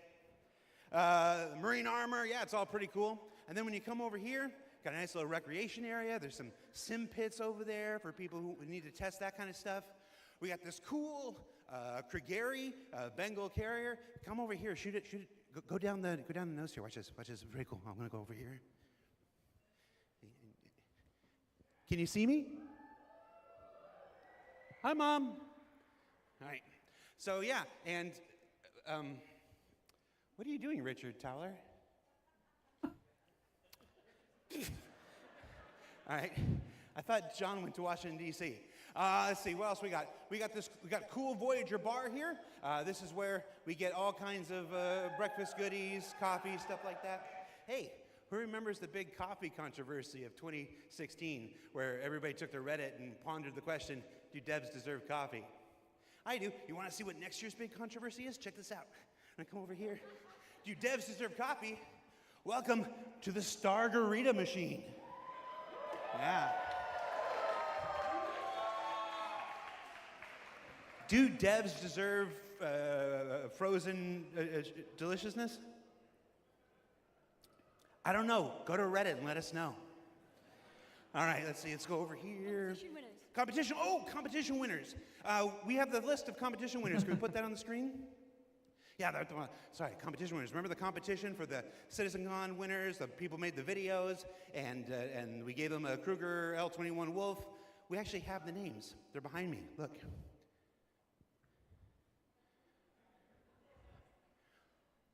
Oh. All right, that's cool. Also, everybody's got food. Do I have food here? Oh, somebody's supposed to save me pizza. All right, so we got. Oh, you guys saved me a lot of pizza. Let's see. There's like 3 different kinds of pizza here. What if we just combine them into like a challenger situation here?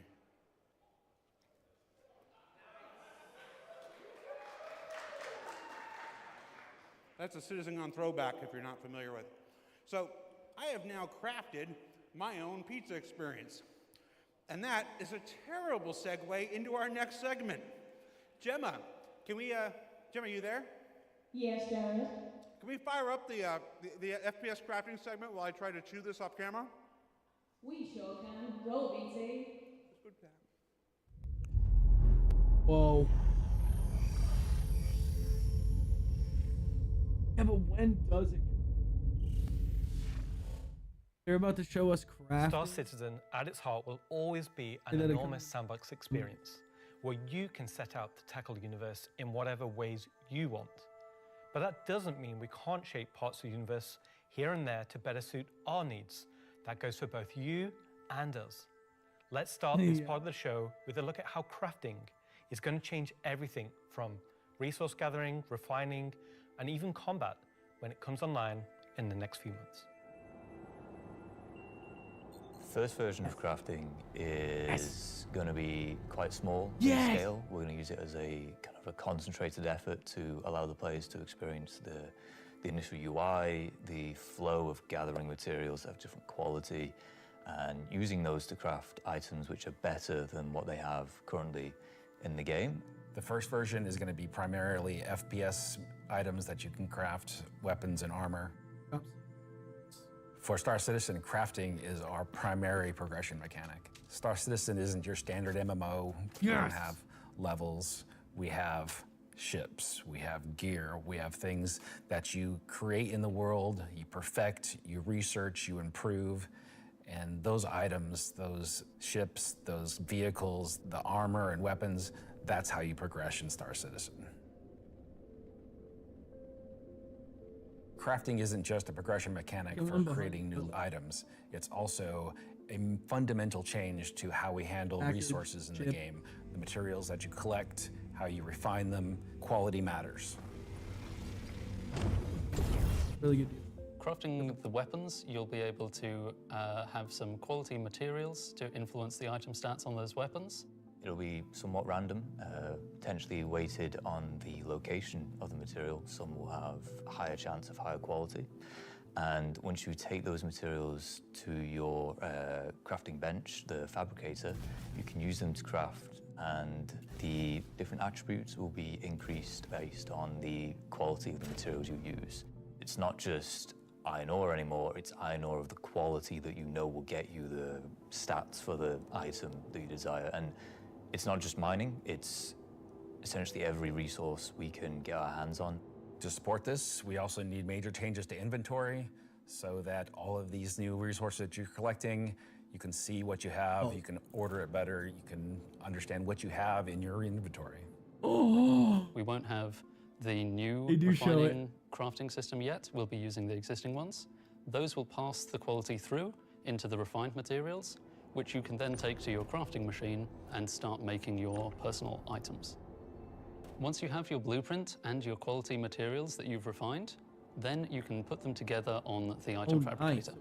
This will be pretty much what we showed in last year's CitizenCon, with the UI letting you assign your quality resources to different aspects of the item.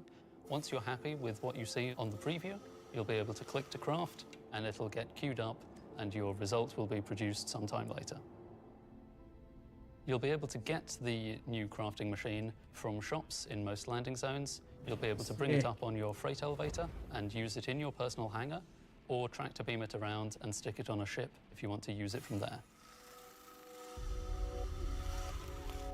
There'll be a small amount of blueprints you get credited to your account just to test and mess around, but the vast majority of them will be earned through missions, and then you can use that blueprint to craft the item that it is that you've got the blueprint for. So it should be a good reason to go and test all the different various missions in the game.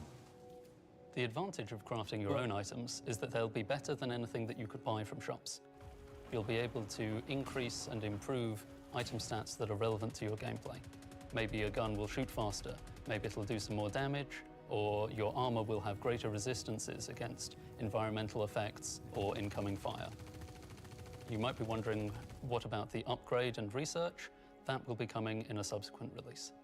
We're happy with this initial scope for crafting. It's going to be so valuable for us as devs to kind of get the metrics in, get the feedback in, because then we can make the changes that, you know, they only become obvious, so to speak, when you have kind of mass amounts of data and mass amounts of users using it. So I'm very excited to get it out in the wild.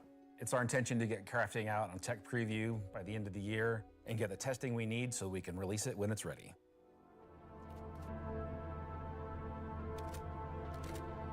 So that's one way you'll be crafting your own experiences in the Star Citizen universe. But what about us? Where do we get to hone in and craft a bespoke experience here and there, specifically tailored to individual or small group play? Well, that's where instancing comes in. And I'm going to let Benji tell you a little bit more. We're bringing instancing to Star Citizen in 2026. Why are we doing it, and how will it work? So if you've played any content in 2025 in Star Citizen, you know that most of these areas were in actual PvP zones where other players could interfere. Instancing is a means to create an environment where designers can create tailored content that's tuned to a specific group size, but it is also protected from outside interference. It's not to say that we don't love PvP. I'm a PvP guy. PvP me, bro. But like most MMOs, a good balance between a dangerous overworld and a protected instances is needed. Right now, we don't have this ability, and this is something we really need in order to give you a sense of progression that is tailored and balanced to a tunable amount of groups, so the difficulty matches the group size. There's a beginning and an end. It doesn't mean that that doesn't fit what they can in do our is in overworld line strategy, meaning getting to the instance is dangerous, exiting the instance is dangerous, or can be interfered with others. But at least when you're playing the content, you can actually make something that's curated for one experience. And it says press E. So before anybody says this is only a PvE thing, this technology can also be applied to unlock curated PvP experiences that are as seamless as the PvE ones. So it's not about one thing or the other. It's really about unlocking developers' ability to create curated content. So that said, how will it work? We have 12 idiots that want to go in as is really an evolution over static to dynamic meshing. We want your instances to be as seamless as your instance hangers, meaning that when you take an elevator, you exit the elevator, you're inside the instance. A gateway opens, you cross that gateway, you're now into your instances. It could be also a quantum jump into an instance that you don't even see. The transition is just like a dynamic mesh transition. It's like their gimmick. And so throughout the universe, we will be able to add these areas that are open or closed instances that allow you to join in either with a party and have a reserved instance for your party, or join an open instances that has a number of slots. And so some of those areas will be completely instanced on different servers. This allows us to leverage the compute power of the entire mesh. The closed ones will be really to drive one piece of content. You enter and exit seamlessly, just like we do with your instance hangers currently. Let's go and find out what one of our first instances will be. Siege of Arzen was an event we did previously, which created a gameplay Platforms of scenario where the player Arzen! had to run through and progress through contested islands of Arzen. This was a high-paced, high-intensity event, but it struggled a little bit from its technical execution. But now with the introduction of instancing, it gives us an opportunity to evolve it and modify it and make it better for you in a small group to work through that activity. It is an event that I had the honor of pretty much solely designing and building all of the logic and having the stress of trying to get it working. Agent Dooley from the CDF puts the call out for volunteers because basically the Nine Tails have taken over sort of a cluster of floating platforms in Orison. And you are there to kill these sort of lieutenants of this terrorist organization and take back control. So in our current thinking, Siege of Orison is designed for about a 15 to 20 people fire team. So you, your friends, or Dude, your this is a raid. will go in, you'll all have sort of dedicated roles. Some of you might be the tank who brings in the heavy Here you go. weapons and sort of It's a pulls the raid. fire. I was about to Some say, of you it's might not sit a at the back and be the 5-6 sniper man and person pick people off who are a bit further This to was make the intense, advance like, easier. this was open Some world, of you like, will be the medic whose sole job is going to be revive and look after the rest of your team and the health of them. And some of you will be the people who push for the objectives to try and get sort of most of the mission done. The event was designed for about 15 to 30 people, but when we released it, we fixed the problem with 2 DGSs on one server that was fighting for resources. And with that, we also upped the player count to 100. So when it first debuted, it was already too full for what it was designed for. It was a massive operation at the time. I think that bringing it back and giving it a refresher will be a fantastic addition back into the PU. So imagine if Siege was a instance that you could go in and play solo. or if it was a public event that you could go with your friends, or you could join up with random players on the server. There's lots of ways that we want to take a look at Siege, how we can make it a more approachable piece of content. I'm excited, to say the least, to bring back Siege of Orison to Star Citizen and to sort of have it be one of the first tests really that agree we have with all for of instancing and really get it back to sort of a core experience point where it should be. So while the next season is quite heavily focused on Nyx, I'm also very happy that we're not really ignoring our other two systems of Standard and Pyro, and we're going back there and we're sort of improving and expanding on the player's life in those two systems as well.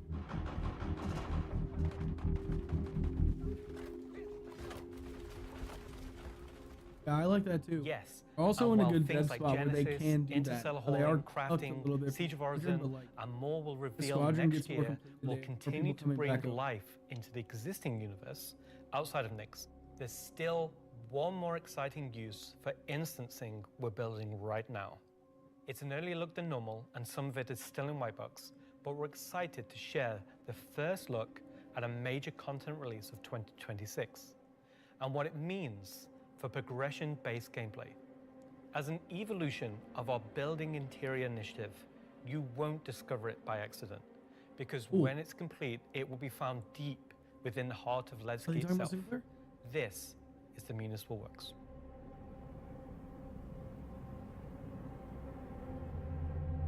So inside the facility, you'll find huge vaporization chambers. Dude, they wanted to do this with Area 8. Old processing plants. Area 18 is like Industrial tunnels. And eventually into the old turbines, which are still pumping heat into the old rock. So this is the true history of Levski. This is a place where you won't see in Lorville, you won't see in I-18 or the other landing zone. It's the pure basis of Levski. You will have, of course, metal and tunnels and more structural plays, but you will also see sorry guys, a lot camera died, of but they're almost done. rock and cave. So it's not a place you go to take vacation. It's really a place you go to fix stuff. Not everybody has what it takes to come down there and do the job that needs to be done. All of your sewage systems have stopped working. Everything's going to quite literally. And so the player is tasked with their group, most likely, to go into there, take out the outlaws, and get the facility working again. So let me get this straight. This is literally a mission to fix the toilets of Levski. It's not just the toilets. You're also trying to turn on the air. Air is a bit more important. It still works in Levski, but they have maybe polluted air because it's not being cleared properly. It's not just for the toilet. Poop mission. It's also a little bit more exciting than just going into some vents. It's like a 3-layered system where there's 3 chapters. This will be mission-driven and repeatable. Everything from mining to salvage to combat to investigation, a variety of roles. Narratively, it's a real sandbox. Every progression you do will unlock a new area that will link back to previous areas, complexifying the play space. We've been wanting to have more gameplay around landing zones for a long time. One Now of that the, we have yeah, instancing so like tech you would have to coming mine online, those rocks to that get through allows there. us Like to do something one of the new areas that provides that's really cool released. gameplay close to a landing zone. With the missions, that's It's not what will just create combat, like, you different go through, overlays like, or to change be able to the progress spaces or change the progression. You have to do the But it'll be the There's instancing like which will mine enable us to the create stalagmites tailored off content vents, to then you you have to put the and battery- your group. battery- So you're going to be able to turn play the a part vents of on. it, Vents have to make your actually progress, pump- and then log off. You know what I And mean? then You the have to next actually time turn the come online, computers on to you'll be able download the pick data, up then you where go you to the left off. mission. It's going to allow players to Yeah, they're starting- return that's- back to a different state, And on top of all depending on that, how much you've there progressed, is and be able to AFK keep it going Go until you've mine. reached Like, yeah, sort of mining the is end of the amazing. whole So, 3 like, you chapters. go up to a rock, where you're not going to have other people when you start getting heating in it your up, way. it can get It's too you, hot. your Rock can team, explode. your party. It's a way of Crack the giving fucking players content cracks. where they You have know to exactly where they're look at, at the and small they can cracked keep going rocks back and to it figure out, and okay, improving that's sort of just their own piece of rock. progress There's and actual ability to materials. jump through them faster and faster times as well. Yeah. There's mining, there's salvaging, there's... So that's there's a look ton of at how we'll be allowing bounty players and hunting, developers there's, alike like, to create there's open world. more crafted So, experiences it's- within the greater sandbox of the persistent universe. Okay? Is that it for me at this point, Jared? Almost. Throw it back to me, and I've got one more for you after this. Back to you, Jared.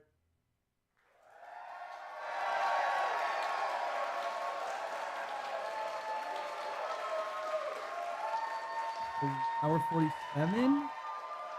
We're about to show one more thing.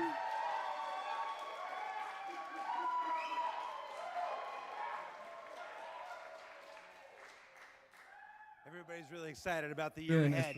So that's a brief look at some of the ways in which we're allowing you and our developers to craft a more curated Star Citizen experience.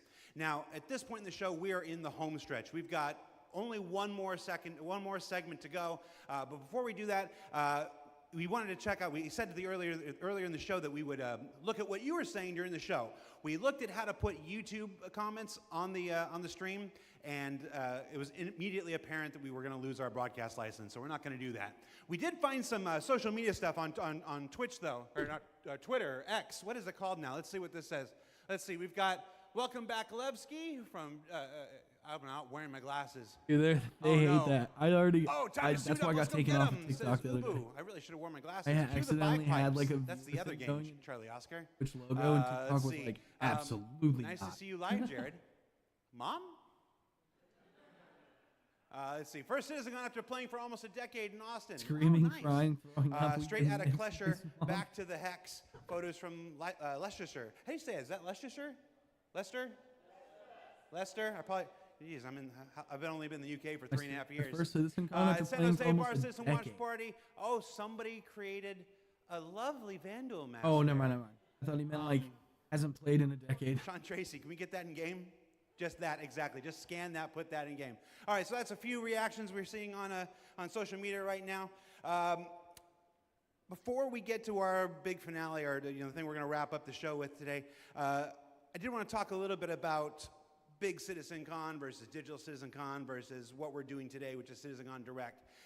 Every year, Citizen Con is a monumental task for Bro, if any they show number of people, engineering, whether that's it's the development, perfect. Marketing, the support teams, the platform teams. I hit the trio. Everybody comes together to make this thing happen and go off, hopefully without a hitch. And so far, we've been doing all right, other than some stuff in the room here. You know who you are. They had to know. But doing CitizenCon is not always the easiest thing for our developers. You might not assume this, but most game developers are not social butterflies.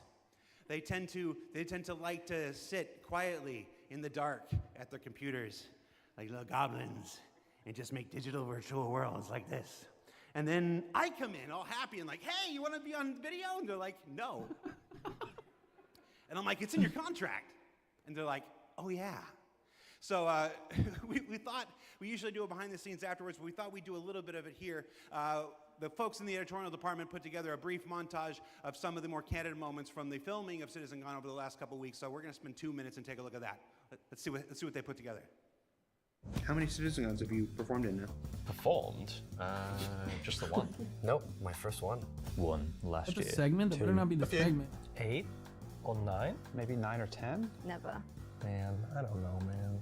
Did you like doing it? Yes, I was completely 8? terrified. Oh my god. Stressful. The first live one, I was a mess. Weird combination of going from insane highs to insane lows. Live ones. Because? It's over.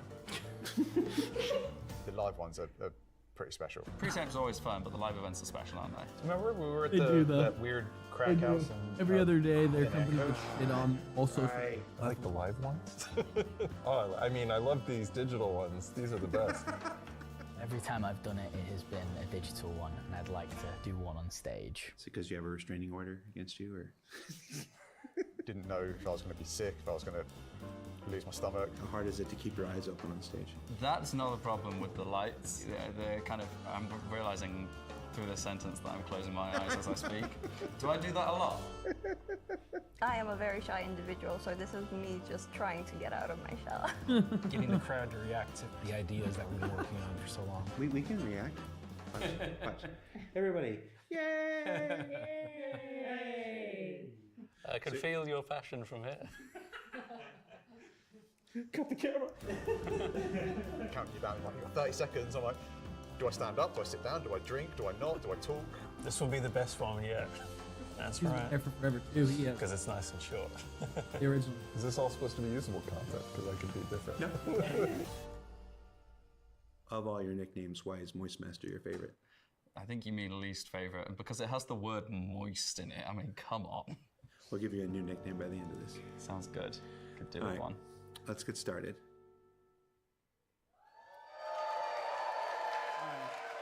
So for those of you watching at home or at the watch parties, you're like, why are we showing that? I put that in there because I'm eternally grateful for all of the CIG staff and developers who take the time to appear on these things, whether it's ISE, SCL, CitizenCon, walk on stage, be pre-recorded. It's not the easiest thing for everybody. And on behalf of the community, if I can speak for them in this regard, I want to say thank you for participating in these things each and every year that we have them.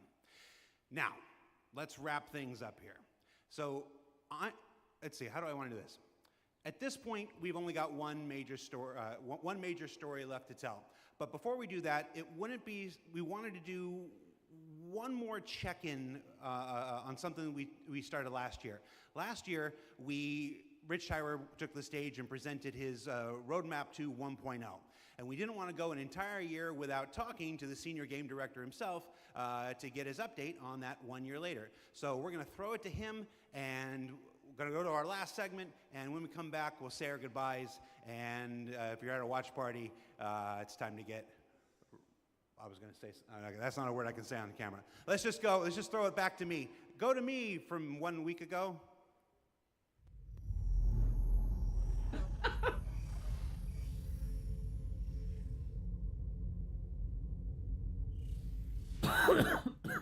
Last year, Senior Game Director Rich Tyler took to the stage and revealed our plan for 1.0. Now, before we end this year's CitizenCon Direct, we wanted to take a few moments and follow up on that reveal from last year, to do as we've done today and look at the year ahead. So, Rich, thanks for taking the time to join us. Well, you're welcome. All right, so we're going to jump right into it. Everybody knows the only constant in game development is change. So I'm going to ask you outright, what's changed about the road to 1.0? Well, fortunately, nothing. It still remains our North Star. The team is busy working towards that goal in the background, and every patch this year has moved us towards that goal. And if you haven't watched the Star Citizen 1.0 presentation from last year, I highly recommend you do so, because everything in it is still relevant as of today. You mentioned every patch this year has moved us towards that goal, so I want to dig deeper into that. We've done, at this point, 9 releases in this year, more than any year prior. How does each one of these not just sit as their own moment in time, but move us forward on this road to 1.0? Well, last year I discussed the framework of 1.0, how all those complex systems can tie together. And one of the core aspects of that was the main story, which became the spine of the universe, which brought all of the locations, mission givers, guilds, and all the different areas of the game to the players. Now, what I didn't talk about from last year was all of the content that was going to support that framework, add the flesh to the bones, should we say. And I think that's where this year has moved us towards that goal. If you think about previous events of previous years, they've generally been locations that we've put into the verse, but they've been transient. We've taken them away, like Siege of Orison or Zenithreat. We've added them to game, and then they've been moved away. And I think with the addition of the patches this year, when you look at the Hathor facilities, Onyx facility, these are permanent additions to the world that not only have their own story, as when we release them with the patches, but they'll also become points of interest and areas that the larger 1.0 narrative will utilize. Since we're on story, I'm going to stay with this here. Since we launched the PU back in 2015, it's always been this sandbox where players can do what they want. They can bring their own story to the verse, and that'll never change. But how important is it that we also build this concurrent narrative of our own, this crafted experience, if you will, alongside that? Well, we're trying to create a living, breathing universe. And that includes both the player stories that you mentioned, that they can go and enjoy and create their own memories together. But it also means that we want to have a universe that gives back. We want areas and locations to feel like they're believable and real-life locations. And if you look throughout this year and the patches that we've worked towards, we've had an overarching story that's moved from patch to patch, and we're going through some of those cycles right now. We've also been introducing mission content that has fully voiced dialogue and facial animation, which allows us to inject some of the meaning and the why to what you are doing as a player. And I think story is integral to Star Citizen as a connective tissue that ties all of these different complex systems together, because it takes players on that journey throughout the game. To see this big turn this year to start injecting story into the verse, I think people are really responding to it. So everybody knows, and you mentioned just now, that this year we changed a whole lot about how we operate and how we release things. How do you think that's gone? I think it's gone very well. I think if the mantra that I've always been pushing this year right at the beginning of January was patch always goes. And I think this year has seen a different development strategy for how we've been moving the game forward. That's where this different strategy has allowed us to really take a wider approach. And we also have to remember that Star Citizen is played by tens of thousands of players every day. And while we have lofty future goals, we still have to make decisions right now that make the game fun for the people that are playing it all the time, playing it as their daily game. If you look at previous years, we've had to hold a patch back, we've had to make concessions, mainly due to around a feature may not have been ready or right to go into there. There were 3 months, 4 months, sometimes 5 months between patches. Exactly, and I don't think that's good for anybody. I don't think it's good for the players. I don't think it's good for the development team. I think it's better to have regular cadence of drops. One good example is this year for A Line of Mine. People probably don't know, but A Line of Mine, when you turned on the laser, it was actually supposed to reveal the sandworm Valakar. And I played it, and it didn't hit the quality that I wanted to go into the game. So we changed, and I took it out, and I made that decision alongside Chris and Erin, and we've held that back, and we're going to work on that towards a future patch. But I think definitely the more regular cadences has had the multiple benefits, and like I said, I want to dispel a myth right here, right now.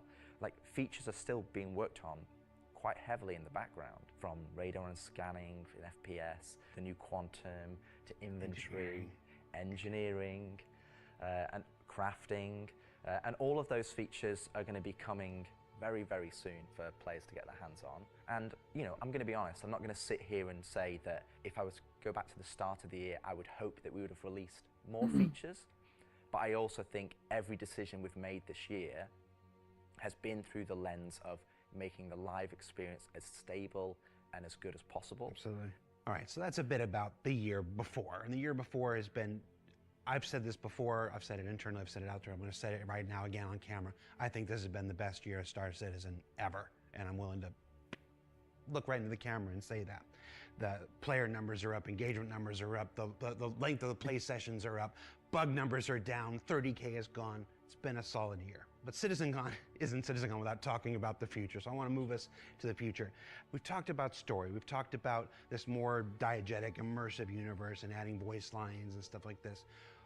But where do we go from here? Obviously that continues, but what more are we going to do to make this universe seem alive and real and breathing? I think the biggest thing is to start having that conversation be two-way. So if you think about this year, like you mentioned, we've been having fully voiced NPCs, but a lot of those missions and those NPCs, they're talking to you, they're talking at you. Right. You don't get to talk back to them. Now, obviously, you get to interact with them through your actions. You get to go and do their mission, and you get to move that along, and then they talk to you again. But it's a one-way conversation. We're missing that conversation wheel. Exactly. The next part would be physical mission givers. That's something that we're going to be working towards very soon, with Battaglia being the first one coming back in the verse. And just to be clear, we will be bringing all the mission givers eventually back, and we want them to be an integral part of the verse and the story that players go and enjoy. We want the locations to be brought to life, and as we mentioned last year, we want to have interactive scenes that you can go and be part of. And obviously the full end goal is towards, you know, to have cinematic stories in the game, and that is what we're going to be pushing towards. Everything we do, every decision we make is through the lens of moving us closer to 1.0.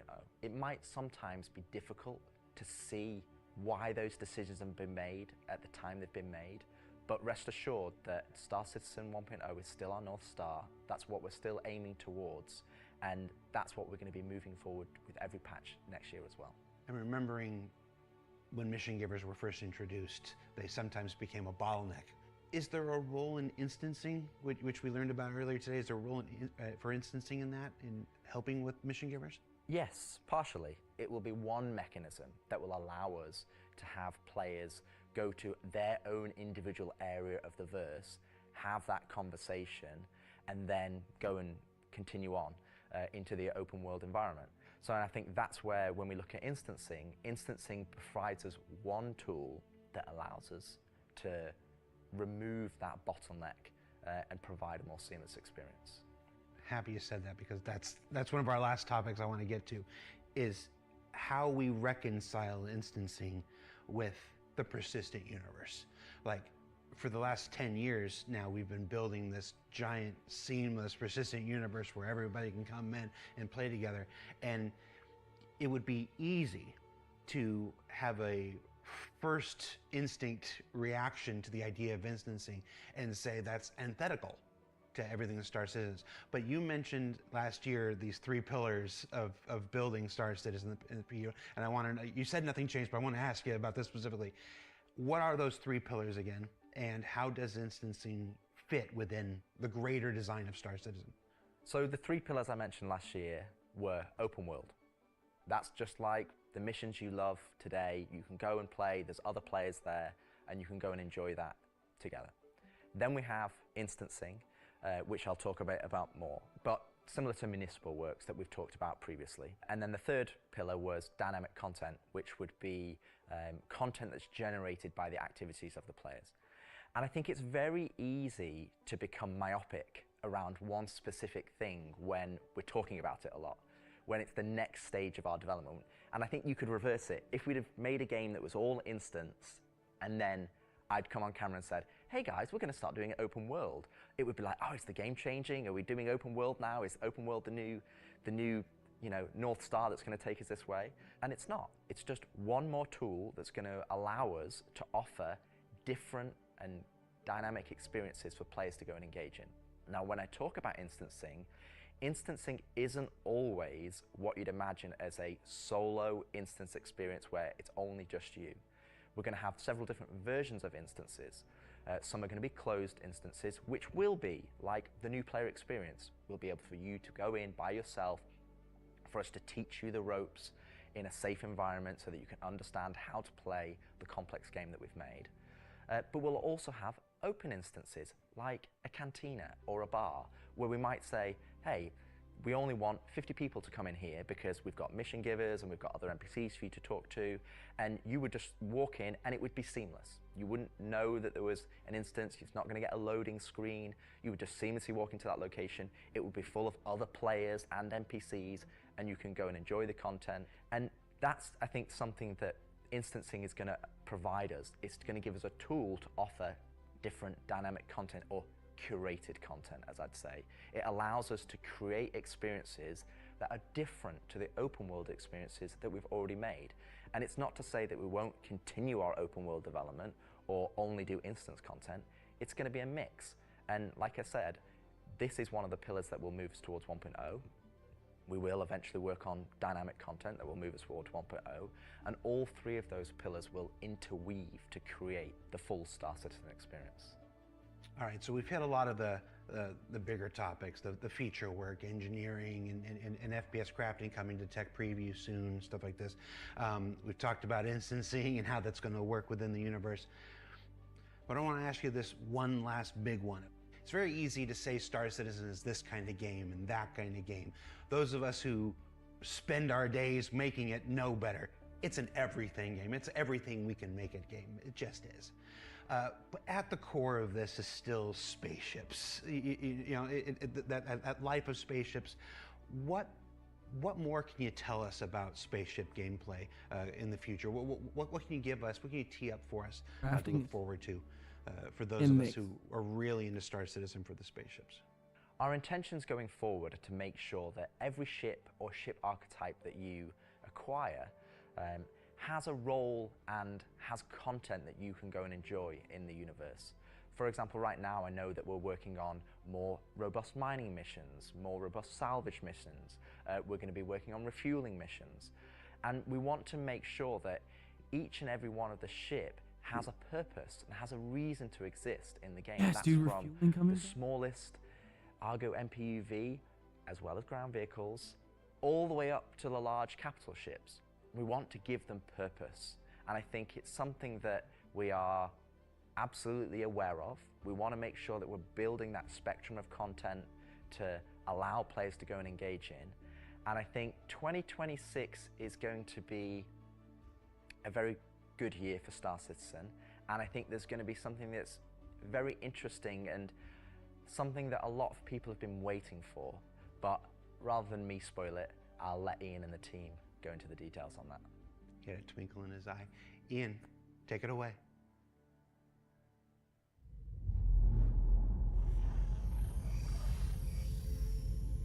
Yes, dude, one more preview. So the persistent universe has existed for over 10 years now. During that time, we've created lots of gameplay systems, we've added hundreds of locations, we've added lots of mission activities for different purposes: combat, cargo, mining, salvaging. But for combat ships, the only thing you've been able to do is fight other combat ships. In 2026, this changes. We're going to be delivering a spaceship-focused activity space which incentivizes the use of different gameplay roles. These are going to be scenarios where you're going to have to plan and strategize and create operational tactics to overcome your objective. So what you're going to see is very early. It's early in the pipeline process, and it's going to come online about mid next year. But we're really excited about the content we're creating. So we want to share with you a super early look at what we're building in a space we're calling Tactical Strike Groups.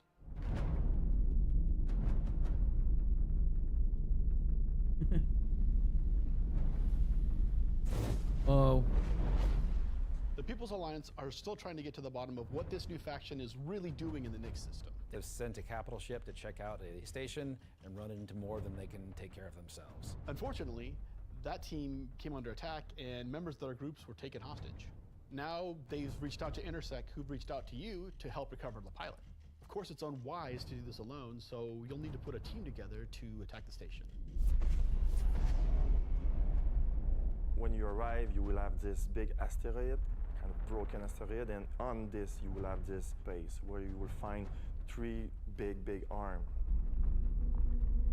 You will see in the middle, you will have this big energy core. Everything here has a purpose. It's not just for the show, just something nice to see.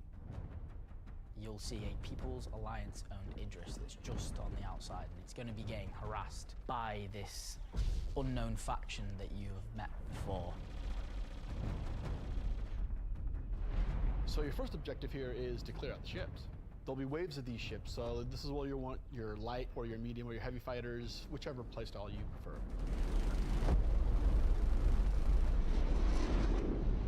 So while one part of your group is dealing with the fighters, now it's time to actually assault the station.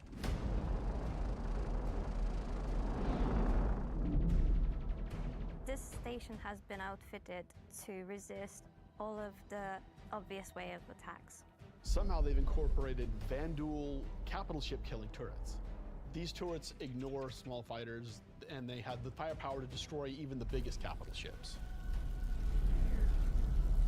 Your Polaris and your Idris, if you get it close, it will get shredded. The idea of these is so we can sort of make it so we can mix up that ship combat, and not everyone can just bring the biggest ship and win just because they have the biggest ship.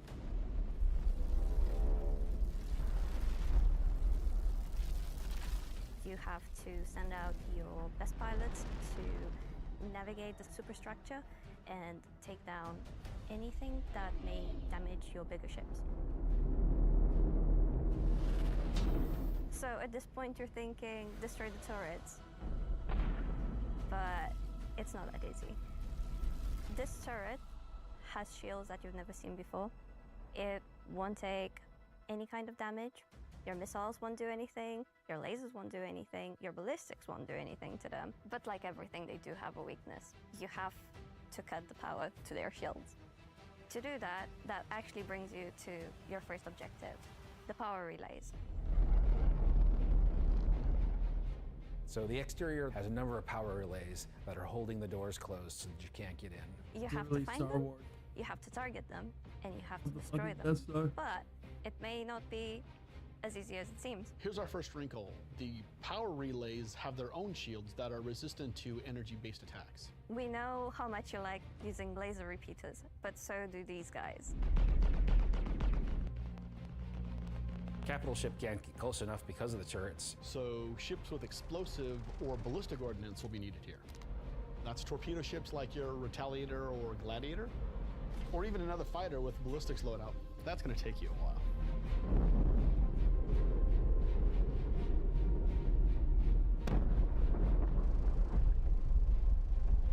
Once the power relays have been taken down, the station opens up. And this is where things get really cool. Now it's time for you to fly your ship inside the station. Yeah, you, in your ship, fly into the superstructure of this station. How cool is that? I feel like this is a proud dad moment. Thank you, Jared. We're just going to call it what it is. It's a trench run. Trench run.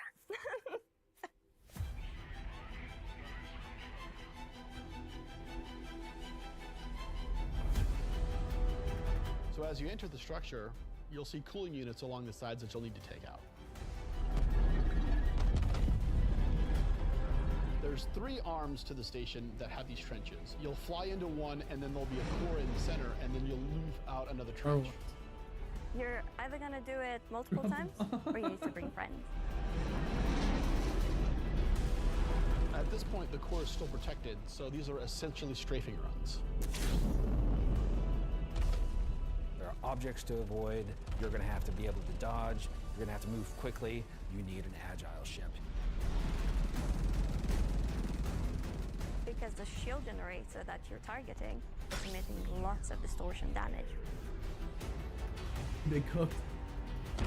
So once the cooling units are out, that exposes the core to overheat, which means that you can attack it from the inside and also from exhaust ports on the outside of the station.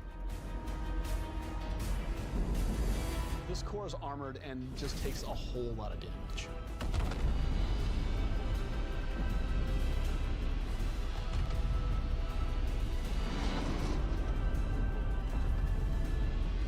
Once the power core goes down, the turrets come down, and then the capital ships can get closer. Why is that important? Because during all of this, you spend a lot of ammo and munitions and ballistics, and you're going to want to top up. This is where we're going to get our new feature in, ship hangar refueling and rearming. You're going to be able to land in the hangar of select ships and be able to use the same interface as you are right now at stations to refuel and rearm. It's specifically for ships like the Idris and the Polaris and other ships that are designed to have other ships land inside them. Of course, it'll be more than just those 2 ships, and you'll find out more once we get closer to release. But this is a really important feature that we're really excited to get out. If you're not bringing your own Idris, the People's Alliance has an Idris there that can provide a safe port in a storm, allow you to set back up and head back out. And it's a good thing that you've rearmed and refueled too, because now another group of ships is coming to attack the People's Alliance Idris.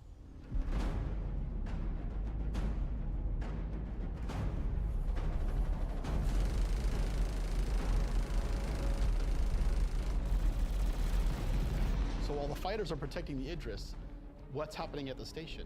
Well, that's where the dropships come in. Now you've got to take a fire team in. You've got to land, you've got to fight through an onslaught of FPS enemies that belong to this unknown faction, and you've got to open a hangar door which will allow you to release captives from the station.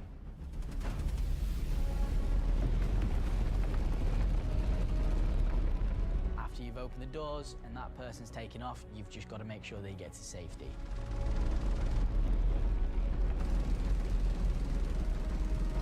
So at this point, all of this sounds pretty simple, but there's an additional complication. So up until this point, it's just been you versus the enemies in the station. But the enemies in the station have their own enemies. The Van Duel neighbors who really don't like these guys for some reason will come in and wreak havoc on everything. And they're not going to discriminate between you and the station. They're out for blood.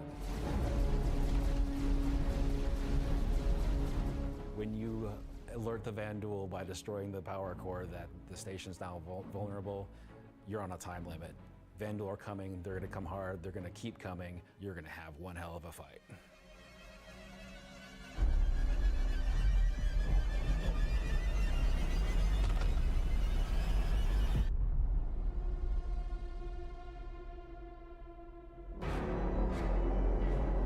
Yep.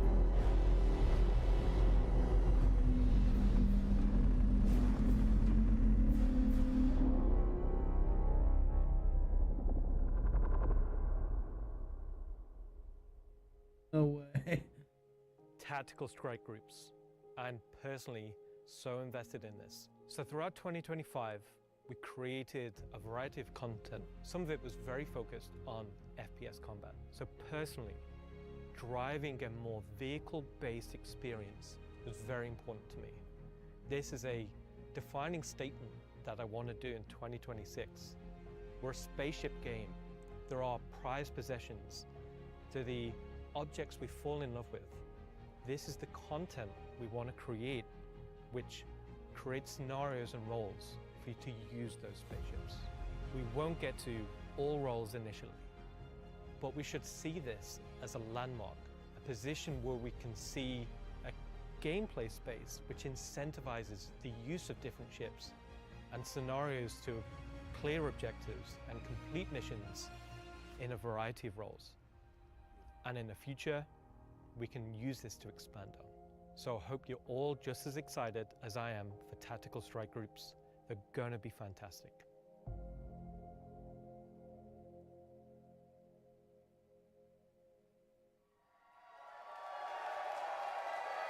Oh.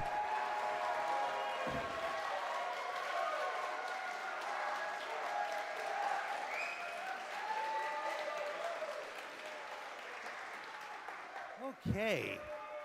I think I'm the most excited for the instance 12 to 15.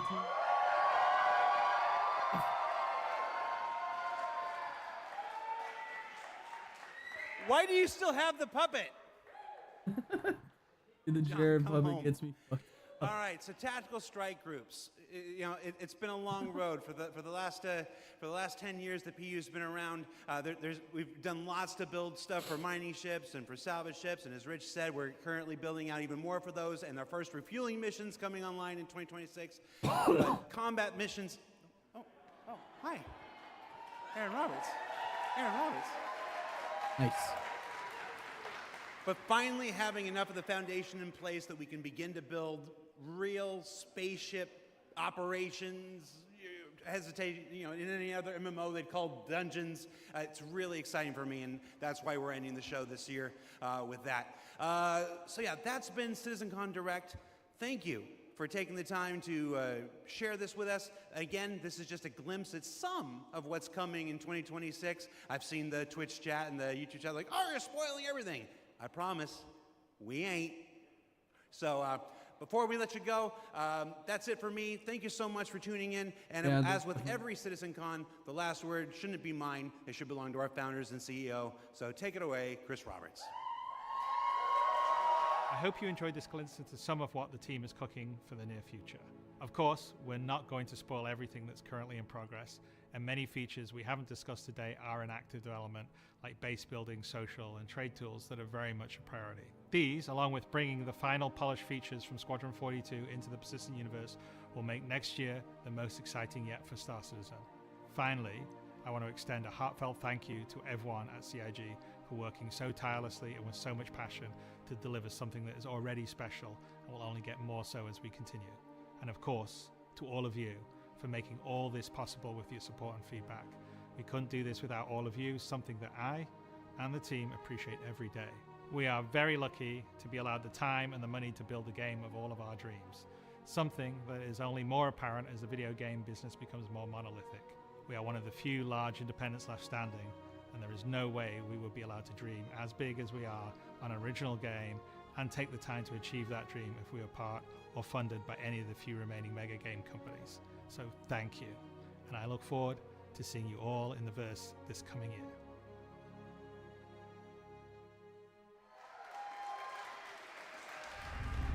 Yeah, some people don't realize they're putting together it wouldn't be a big of a scope. It would just dumb it down and release. Like, all right, we need this tech for Call of Duty.